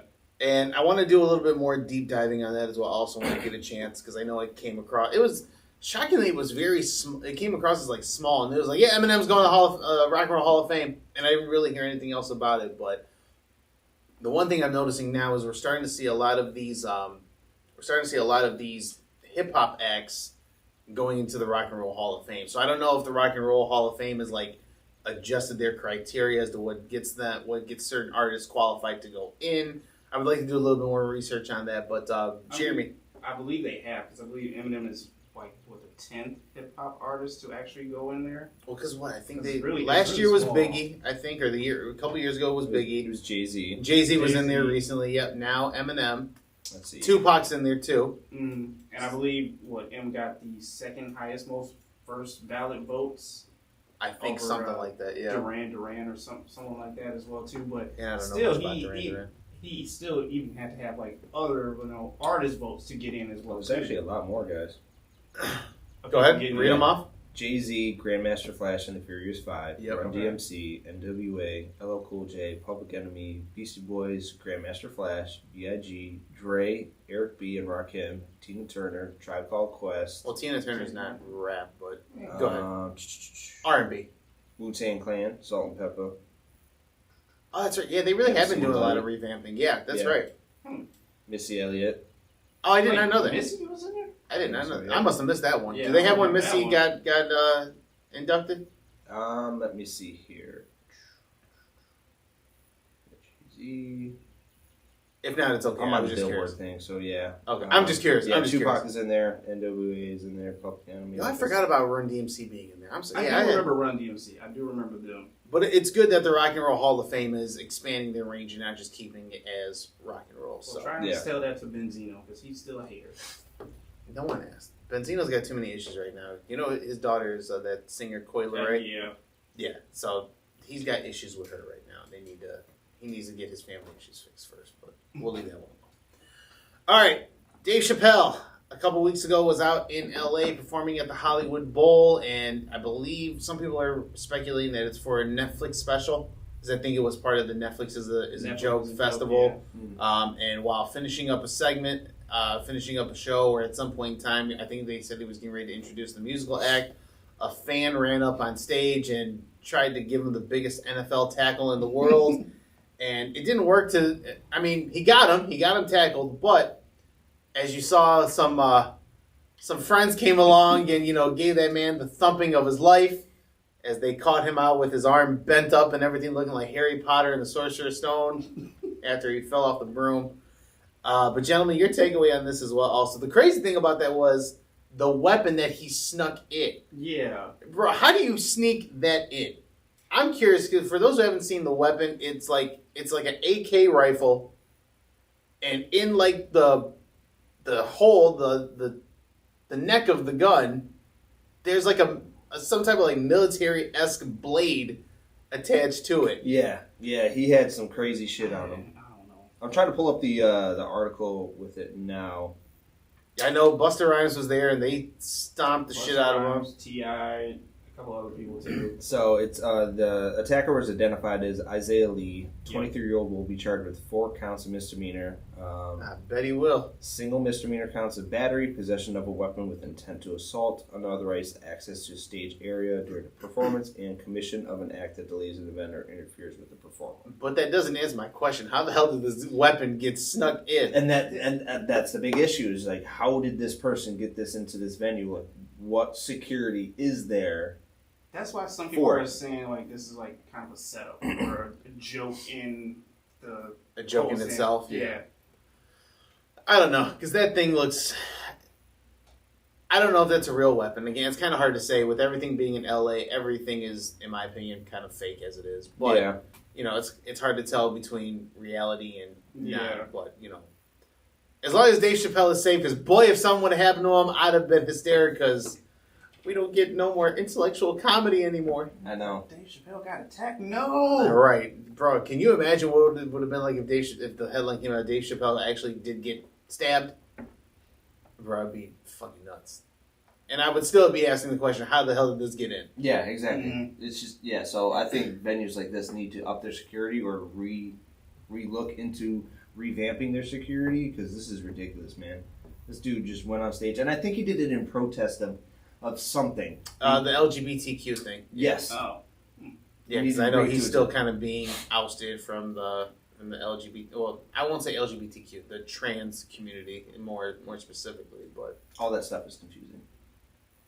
Well, I'm not going there. No, I'm not going there. I'm saying I this, am not going there. I'm saying this just because it is very confusing. We talked and we mentioned this. Like, yes, we respect everybody's viewpoints and principles and beliefs, but it can get very confusing at times. Yes, That's all I'm absolutely. gonna say. All right, gentlemen, we've hit our points here. What do we want to get into? Want to do Doctor Strange? You want to do Moon Knight, or do we want to talk music? yeah. Okay. Have you officially caught up? Oh yeah. Okay, I'm done. so I you're thought you caught were up. gonna say no. Yes. I had time to You're kill caught one. up. I'm going up, yeah. All right. Are So you Moon caught Knight's up? yes, Okay. Moon Knight is done. I know he's not a fan of it. I know that's what he's going to say. I'm not a fan of it either, actually. I really enjoyed it. Okay, so I'm one of one here. you're one of three. You're 33%. It's funny.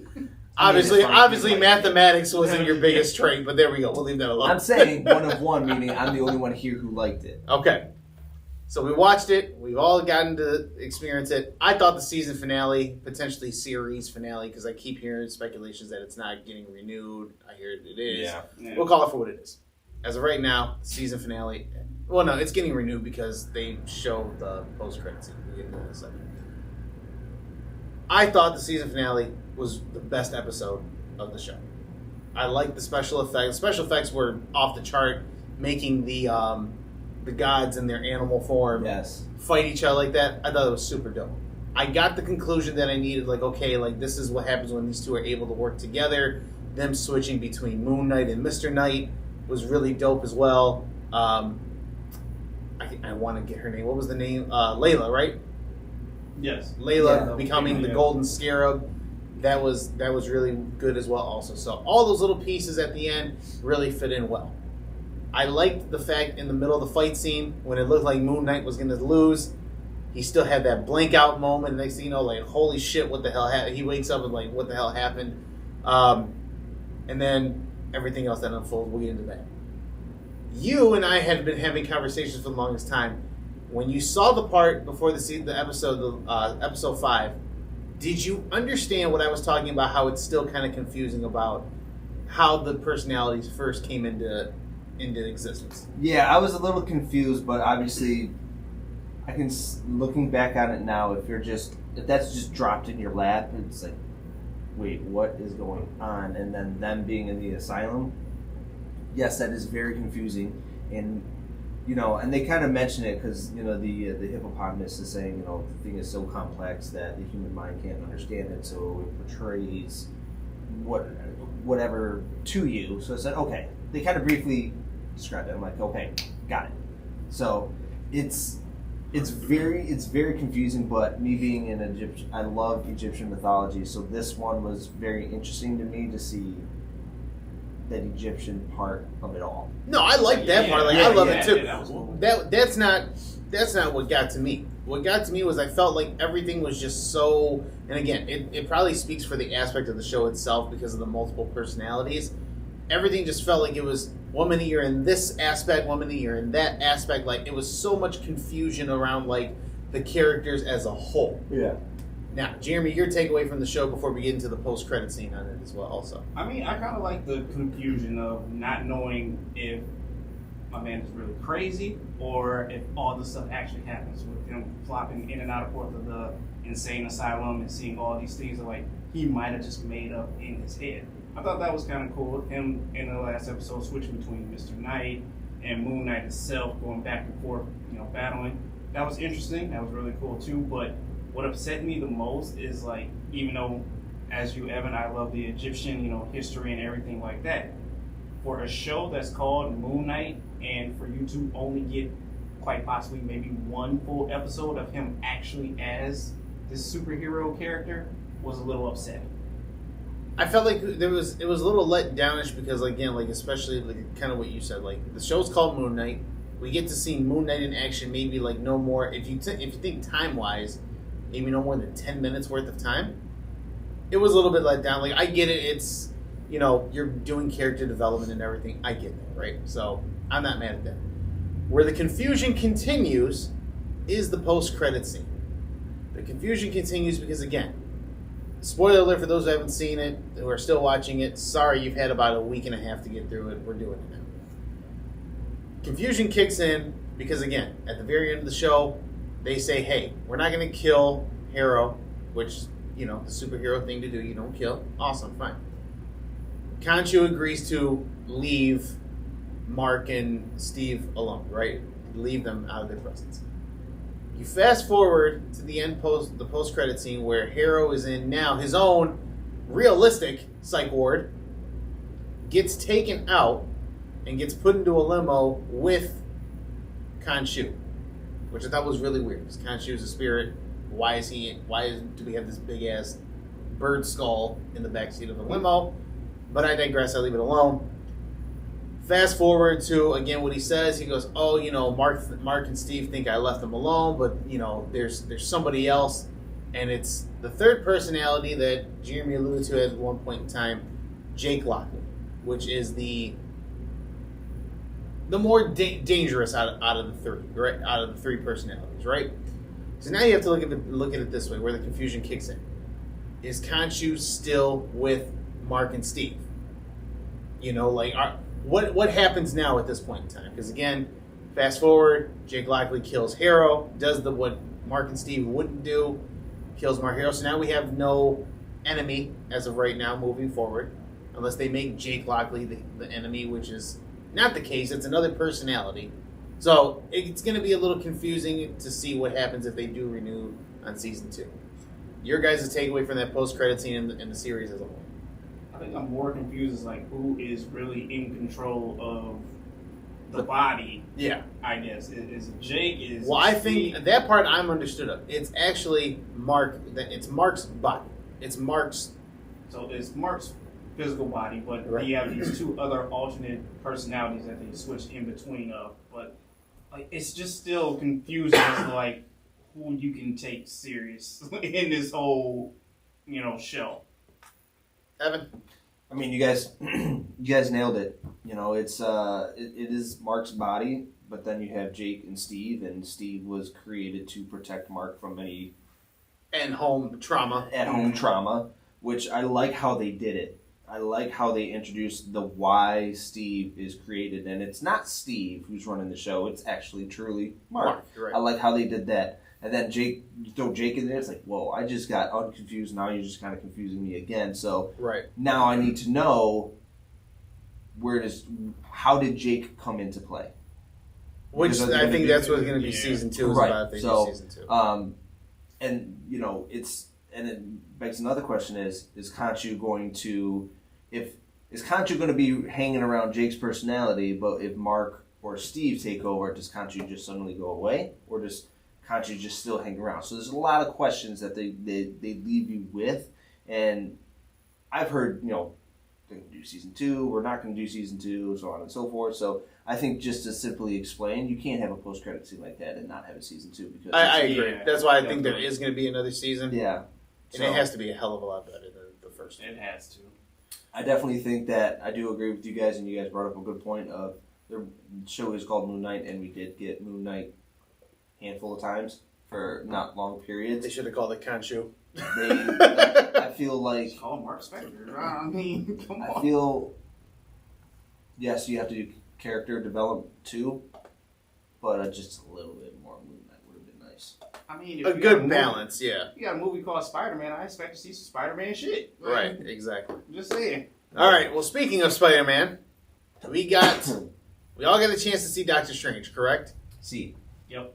Okay, I'm proud of you. You got to see it. I went. Did you wait last minute per usual? I saw it on Sunday. That means yes. It came out, yeah. I think All we right. all saw it on Sunday. I think you saw yours on Saturday. from what No, you said. I saw mine on Sunday. Okay. It All was right. originally going to be Saturday, but I can say don't go and see it in IMAX if you are slightly hungover. Excuse me? Yeah, you were hungover. slightly. From the wedding, I'm assuming? No, because the wedding was a week before, so.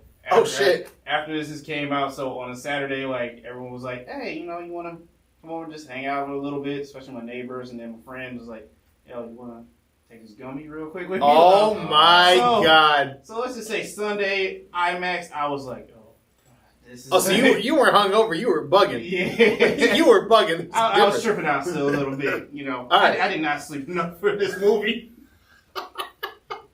All right. I don't want to give.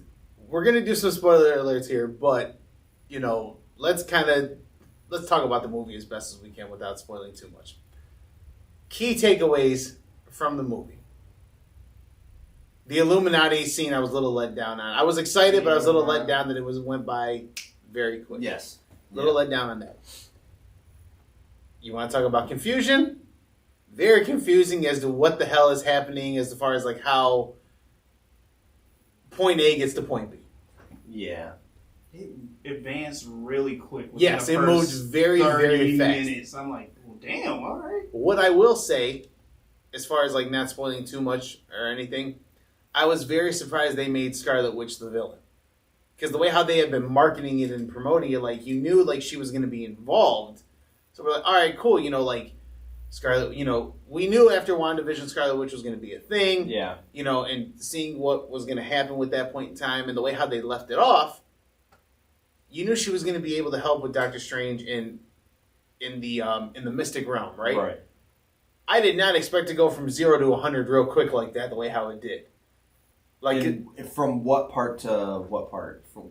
When did 0 occur for you guys, and when did 100 occur? 0 occurs, obviously, hey, I know somebody who I think can help us, right? That's 0. That's point 0. Okay.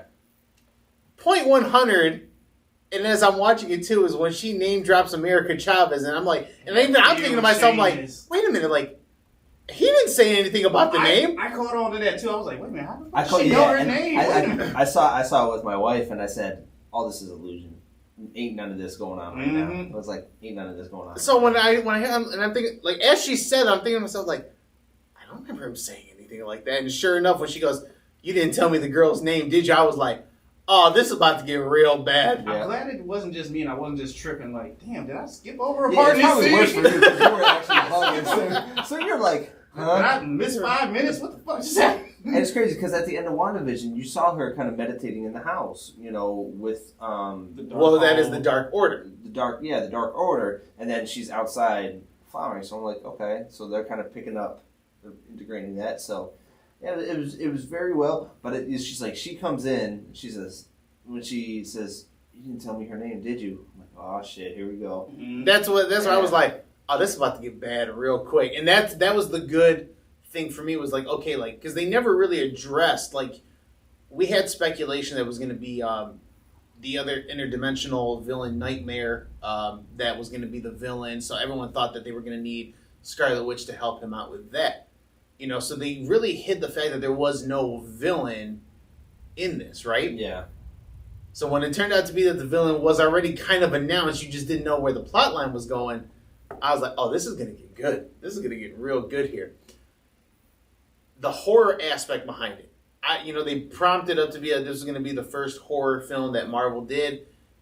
I was a little let down on that aspect, but the elements of horror that they did do, like, I'm sorry, Scarlet Witch coming out of the gong, the way how she did, all contorted, looking like it, bro. I said, oh shit. Yeah, like, oh hell no. Yeah, that was pretty interesting that it got to that. And then point they were going down that hallway. And she was kind of like running and limping. Oh, the limping, yeah. It was like she was straight up zombie. So she played like the zombie from What If. Yeah, she played the zombie role very well. Yeah. So where there are some confusing elements because again, like, yes, America Chavez is the reason, like, that power to strictly go into one universe to another directly. That's pretty cool. That's a good power, and I think that's going to be used somewhere down the road, right? Obviously, from the trailer, we got the preview that in another universe, mutants do exist because of Professor X. We already, like, they touched on his powers and everything. I did like that little playful scene that we got towards the end where he goes into her mind and is trying to save her. So it's like, okay, we see that his power, like, we finally can see his power is elevated to another level. That part I thought was really cool, a nice little play on what could happen. But again, there's a lot of possibilities now because, again, we still have to look at the aspect like, yes, we got to see Mordo, but we got to see Mordo from another dimension. Where is the real, our universe's Mordo? Yeah. 616 Mortals versus 838, yeah. Yeah, so we still have things to look at as well. This may be an introduction into creating Universe 616, as they call it, our universe's version of Illuminati. I think we're starting to see the foundations of a young Avengers team coming up here too, with America Chavez and some of the other young characters we've gotten to see as well also. So, Jeremy, kind of like what you said in the context as well, we don't know what's next, but the possibilities are pretty open as to what could happen. Yeah, because we're super excited for it because as you've seen, we've seen the Illuminati in this Earth, so that means that they have to exist on all these other universes as well too. Maybe they're not completely formed just yet, but yet...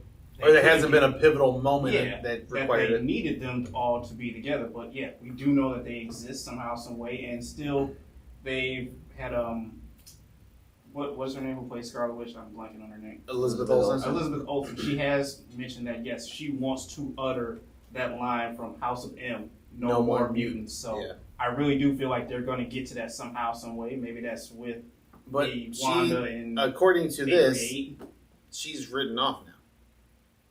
Yeah, because remember the whole tomb, tomb collapse thing. I'm not sold of her being completely done See? yet. I'm not sold. Her on powers it. are too strong. Exactly. Yeah. It's like, okay, you can travel through multiple dimensions, you can fucking dream walk, and you can do all this stuff, but you let a tomb fall on you. Yeah. Well, that was by her choice. Right, by her choice, yes, because she said, it's not going to happen to anybody else, but I'm not 100% sold on it. Not either. It's up in the air. There's multiple ways. The possibilities are pretty much endless. And that's the funny part is we really don't know what's going to happen next now, especially with their post-credit scenes. Like, again, you look at the end, the other from Sorcerer Supreme or Strange Supreme that he pretty much met, which I love how they touched on that in the movie as well. The What If episode. I was trying to find a reality where I could have everything I wanted, and Christine was still here. They kept playing with that whole emotion of does Strange still want to be with Christine? Yeah. The whole episode, and you finally got to that climactic point of, well, what happens if you did try to make it work, and this is what happens, and ta-da! So that was really good. They got to intertwine that little what if story into this one as well, and then, the consequences of him going to that other reality. He's now got that third eye, which I don't know what the hell that thing means. Yeah. I was a little freaked out at that point in time. I thought, like he's walking, he's just hurling in pain, like, oh, and then you see that, it's like, oh shit, like I was not expecting that. I seen that coming when he asked Wong, like, are you happy? I was like, oh no. You think he kind of? Yeah, he was already in the midst of like getting to that point too. When he asked him that question, I was like, oh no, boy. I knew it. And then we got the reveal of Clea.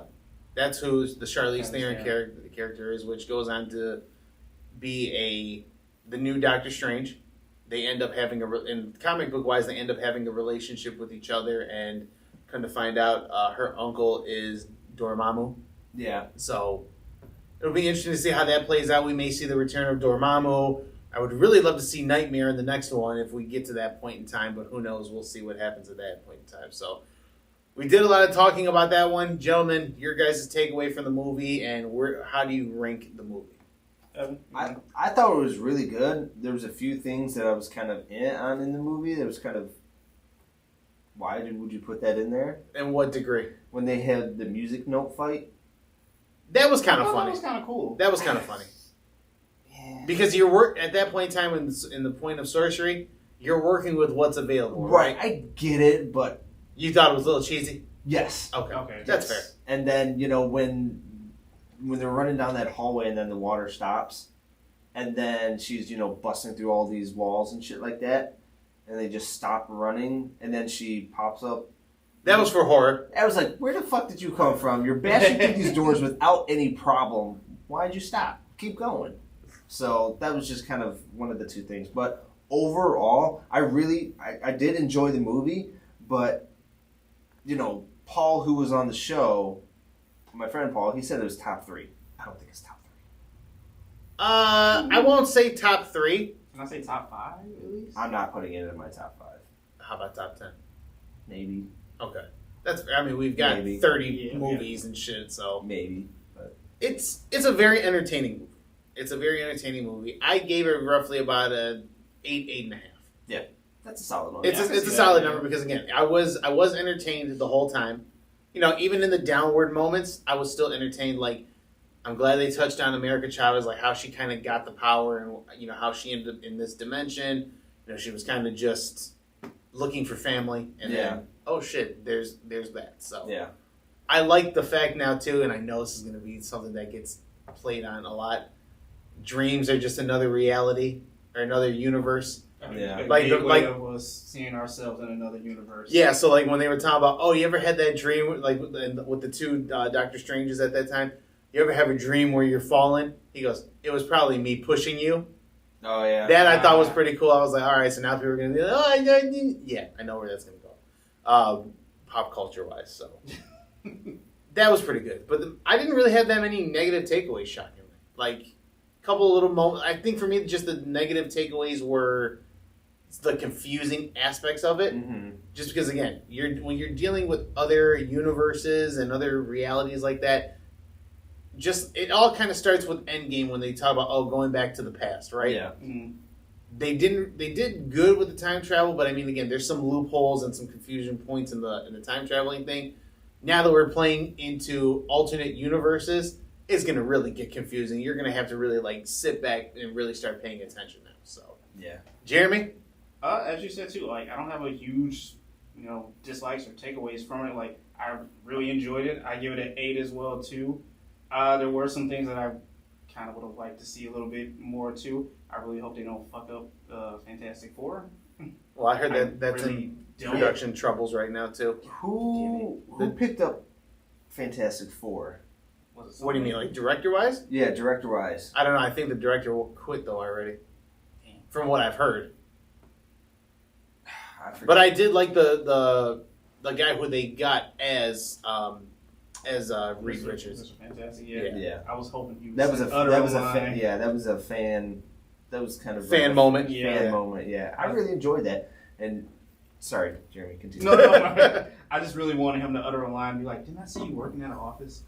I just wanted to hear him say that one time. That and I probably could have done without the second post-credit scene, but I get it. Oh, the Bruce Campbell thing? I get it. He was supposed to play Mephisto. Not Mephisto, but Mysterio from Spider-Man. Gotcha.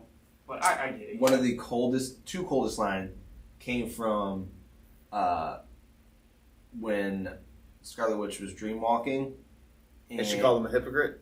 And then she's like, do you have kids? And he says, yeah. He said, good. They'll be raised By their mother. Yeah. And Oh, then when shit. she's like, Black Bolt can kill you with his mouth. She said, what mouth? Yo, that part? That was gruesome. Like, I was like, God, And then he just made the smallest noise, like him panicking, and then pop! I was like, damn. I was in the movie theater, I was like, oh shit. Yeah, my jaw dropped at that Dark part. quick. Okay. I was like, this shit got real. That shit got real quick. Yeah, but that's a good tie-in too. Again, do you have kids? I have 2 of them. That let you know that if they do touch the Fantastic Four, they're gonna kind of keep true to that element that him and Sue Richards or Reed at that point in time go on to have kids of their own. So that I liked.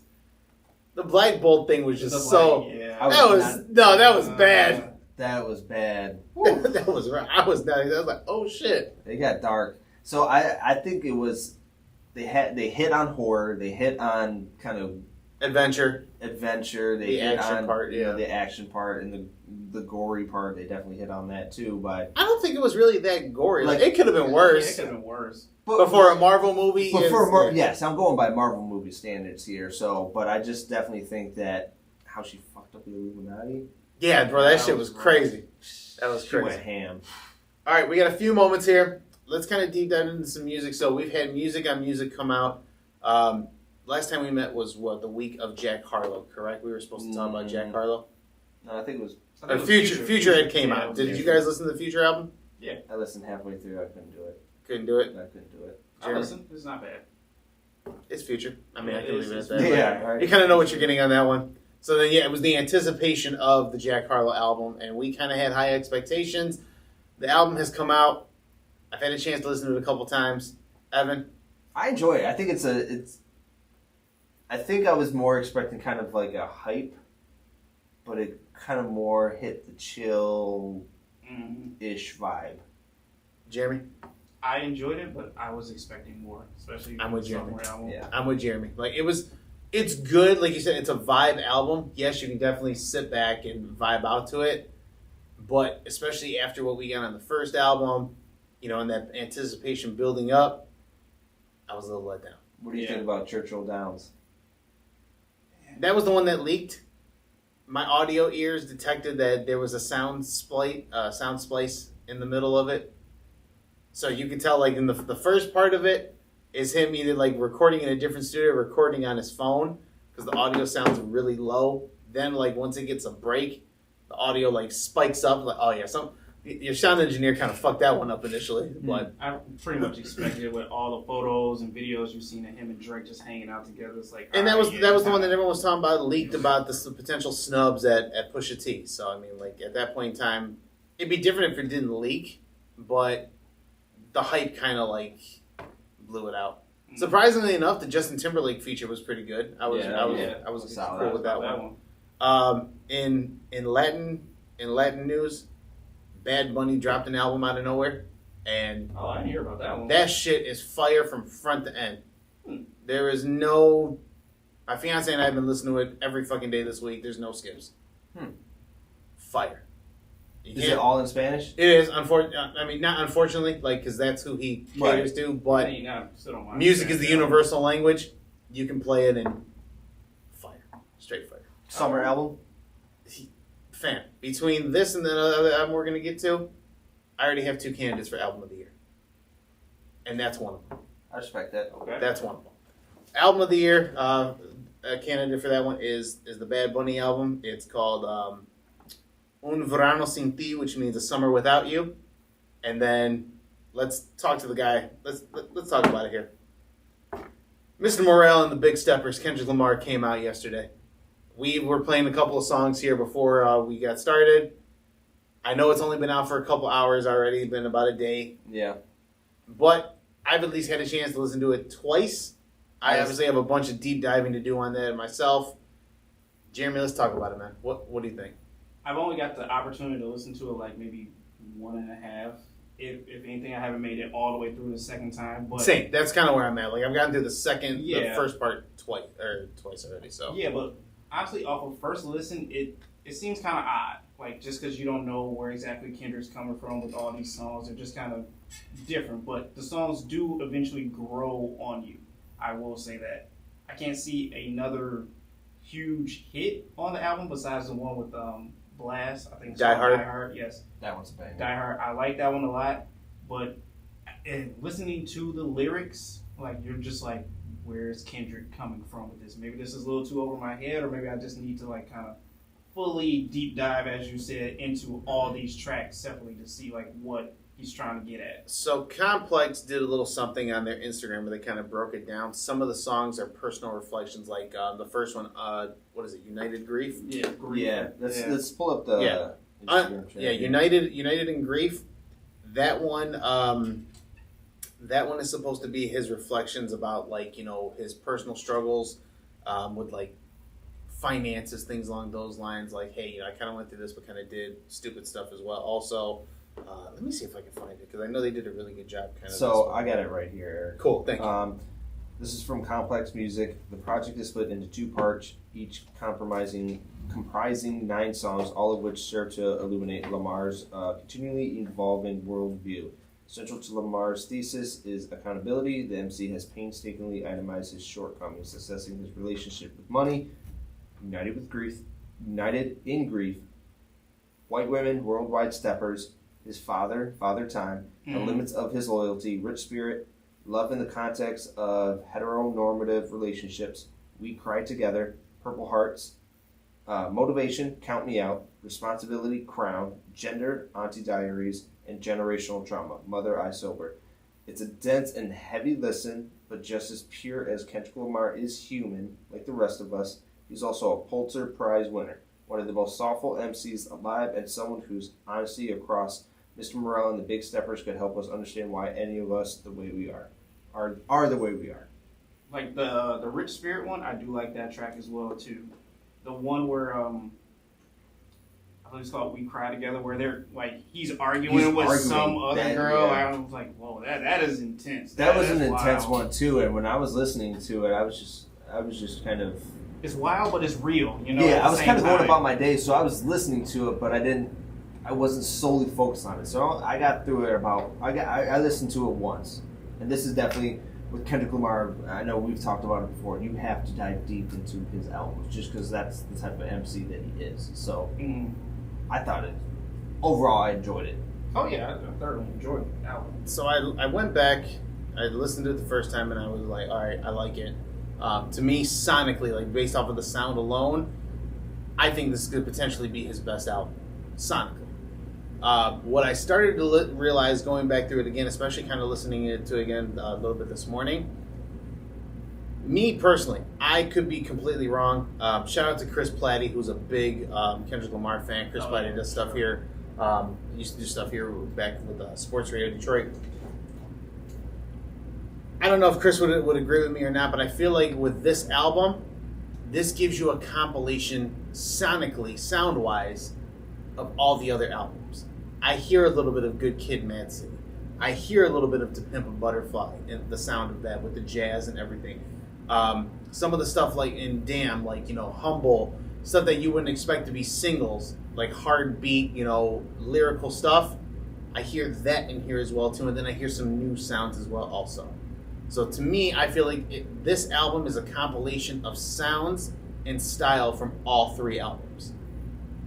Plus, again, with everything you mentioned from that complex article of like reflection, things along those lines. The one album or the one song, there's a couple of standout songs here as well. We talked about it. We cried together. The poetic story about the man in white, or the husband, or boyfriend and girlfriend, kind of like how arguments are handled nowadays.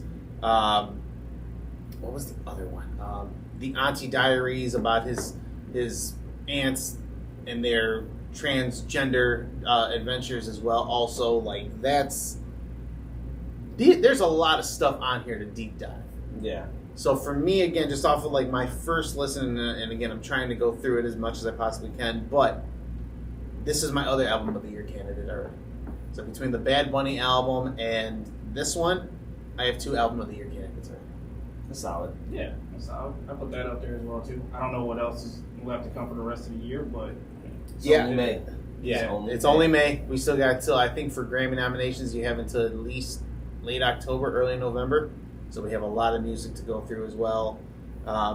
Complex put out another article as well too about the big 3 and where they ranked over the past few years. Oh yeah, I did see that. I saw that. Kendrick's only been on top maybe like once or twice, but again, Kendrick don't really put out music like that either. Yeah.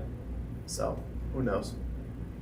Gentlemen, is there anything else? Oh, Jeremy, you have stories. You have a few stories. I got a few minutes here. Let's go ahead and shoot the shit on some stories. I got stories from work. So oh boy, who else got fired? You're right. I'm picking them off one by one. No one else that I fired that I know of. But apparently, like halfway through the year, they have this huge rally for the whole company. They gather everyone together in their sports complex. I have a question for you about a potential employee that works that I want to know if you know or not. Well, I'll ask you off air. Okay.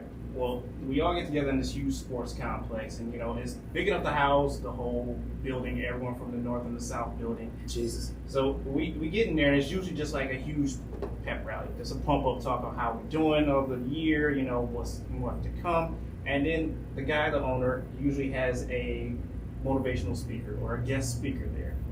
Guess who this man had this year? Donald Trump. Hey, keep in mind, he loves sports, so this is a sports head. Izzo. Nope. Jim Harbaugh. Nope. Okay. Past tense, like not currently? No, he is a current NFL athlete. Are we talking current, like Aiden Hutchinson? Well, not rookie, but current NFL athlete, Super Bowl ring. OBJ. No. Nope. Super Bowl ring. Multiple Super Bowl ring winner. Jerome Bettis. Nope. Damn. I figure he's from Detroit, might as well. But he is a Detroit alum. All right, I'm out of ideas. Who? Ain't got none.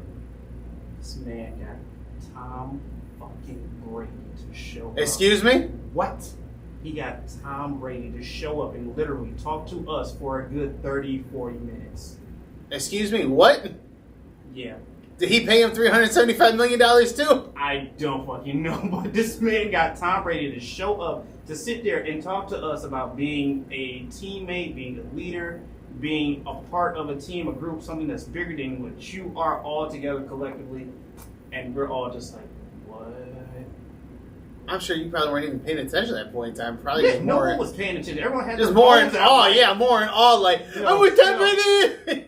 And I wish someone would have told me this, because now I'm in a back fucking row trying to take pictures with my iPhone. Like, god damn. Damn. That's crazy. So Did you guys get a chance to take pictures with them, or no? Unfortunately, no. So they basically they kicked said, us out "Listen, and get the fuck out." Right, yeah. They told Tom, "Talk and run." They kicked us out, and we basically he just left after that. So that was one of the stories. That is crazy. The second story happened this week.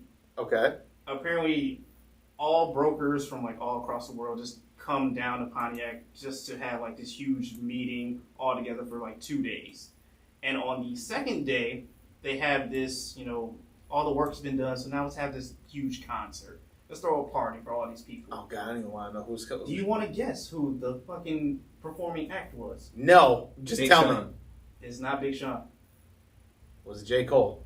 It's not J. Cole. Was it Drake? Was it Detroit? Shut up. No way. It was Sada Baby. No, I said Drake and Eminem. Eminem. It was Drizzy himself. Get the fuck. It was Drizzy himself. I was across the street from Drake. I couldn't go to this concert because it was for only the brokers. Dog. Drake was fucking across the street performing. At 5 o'clock. I'm like, fuck. And This I get up man by got 6. money. Your owner's got money. That's Holy shit. I was about to risk it all and just go I over was about to here. risk it all. Just run over here and hope no one tackles me down. That's insane. So Tom Brady And Drake. in the same week. Same month. It was like 2 weeks apart. So Holy shit. They had to wait for that next. And I bet you they have I know, conversation with each other. I gotta go to Detroit. Oh yeah, me too. That's insane. Tom Brady and Drake, like, come on. Wow. That is insane. That's fucking nuts. And I'm so upset, man. I'm so upset. Why don't you tell me like this man is coming? I will sit in the front row. I don't care. I will. Jerry I'll said, sit on the "I'll pay ground." for a ticket." Right. I'll sit on pay the for a ground. ticket. That's hilarious. That's honestly really, really dope though. Fucking good company for you to work for. Right. You can I don't have any stories after that now. I can't top You can anything stop like that. spending money on these athletes and entertainers if you want to just like pay us a little bit more. I'm cool with that too. Right. Oh my god. You're still here. It's over. Go home. Well, after a story like that, I don't know how you're still here, but hey, listen, it is what it is. Thank you again. You're listening to this edition of Speak Your Piece, coming to you live from K Radio Broadcasting. And again, make sure you're following us on our social media platforms. Again, Facebook.com, Instagram, and again, our YouTube channel. Gentlemen, it's always good to have you in the studio here with me as well, shooting the shit. And Jeremy, I'm sorry you took 2 L's in the same month, and I apologize right there. But again, thank you to the fans for listening and watching each and every single week. We put an episode out. And most importantly of all, peace!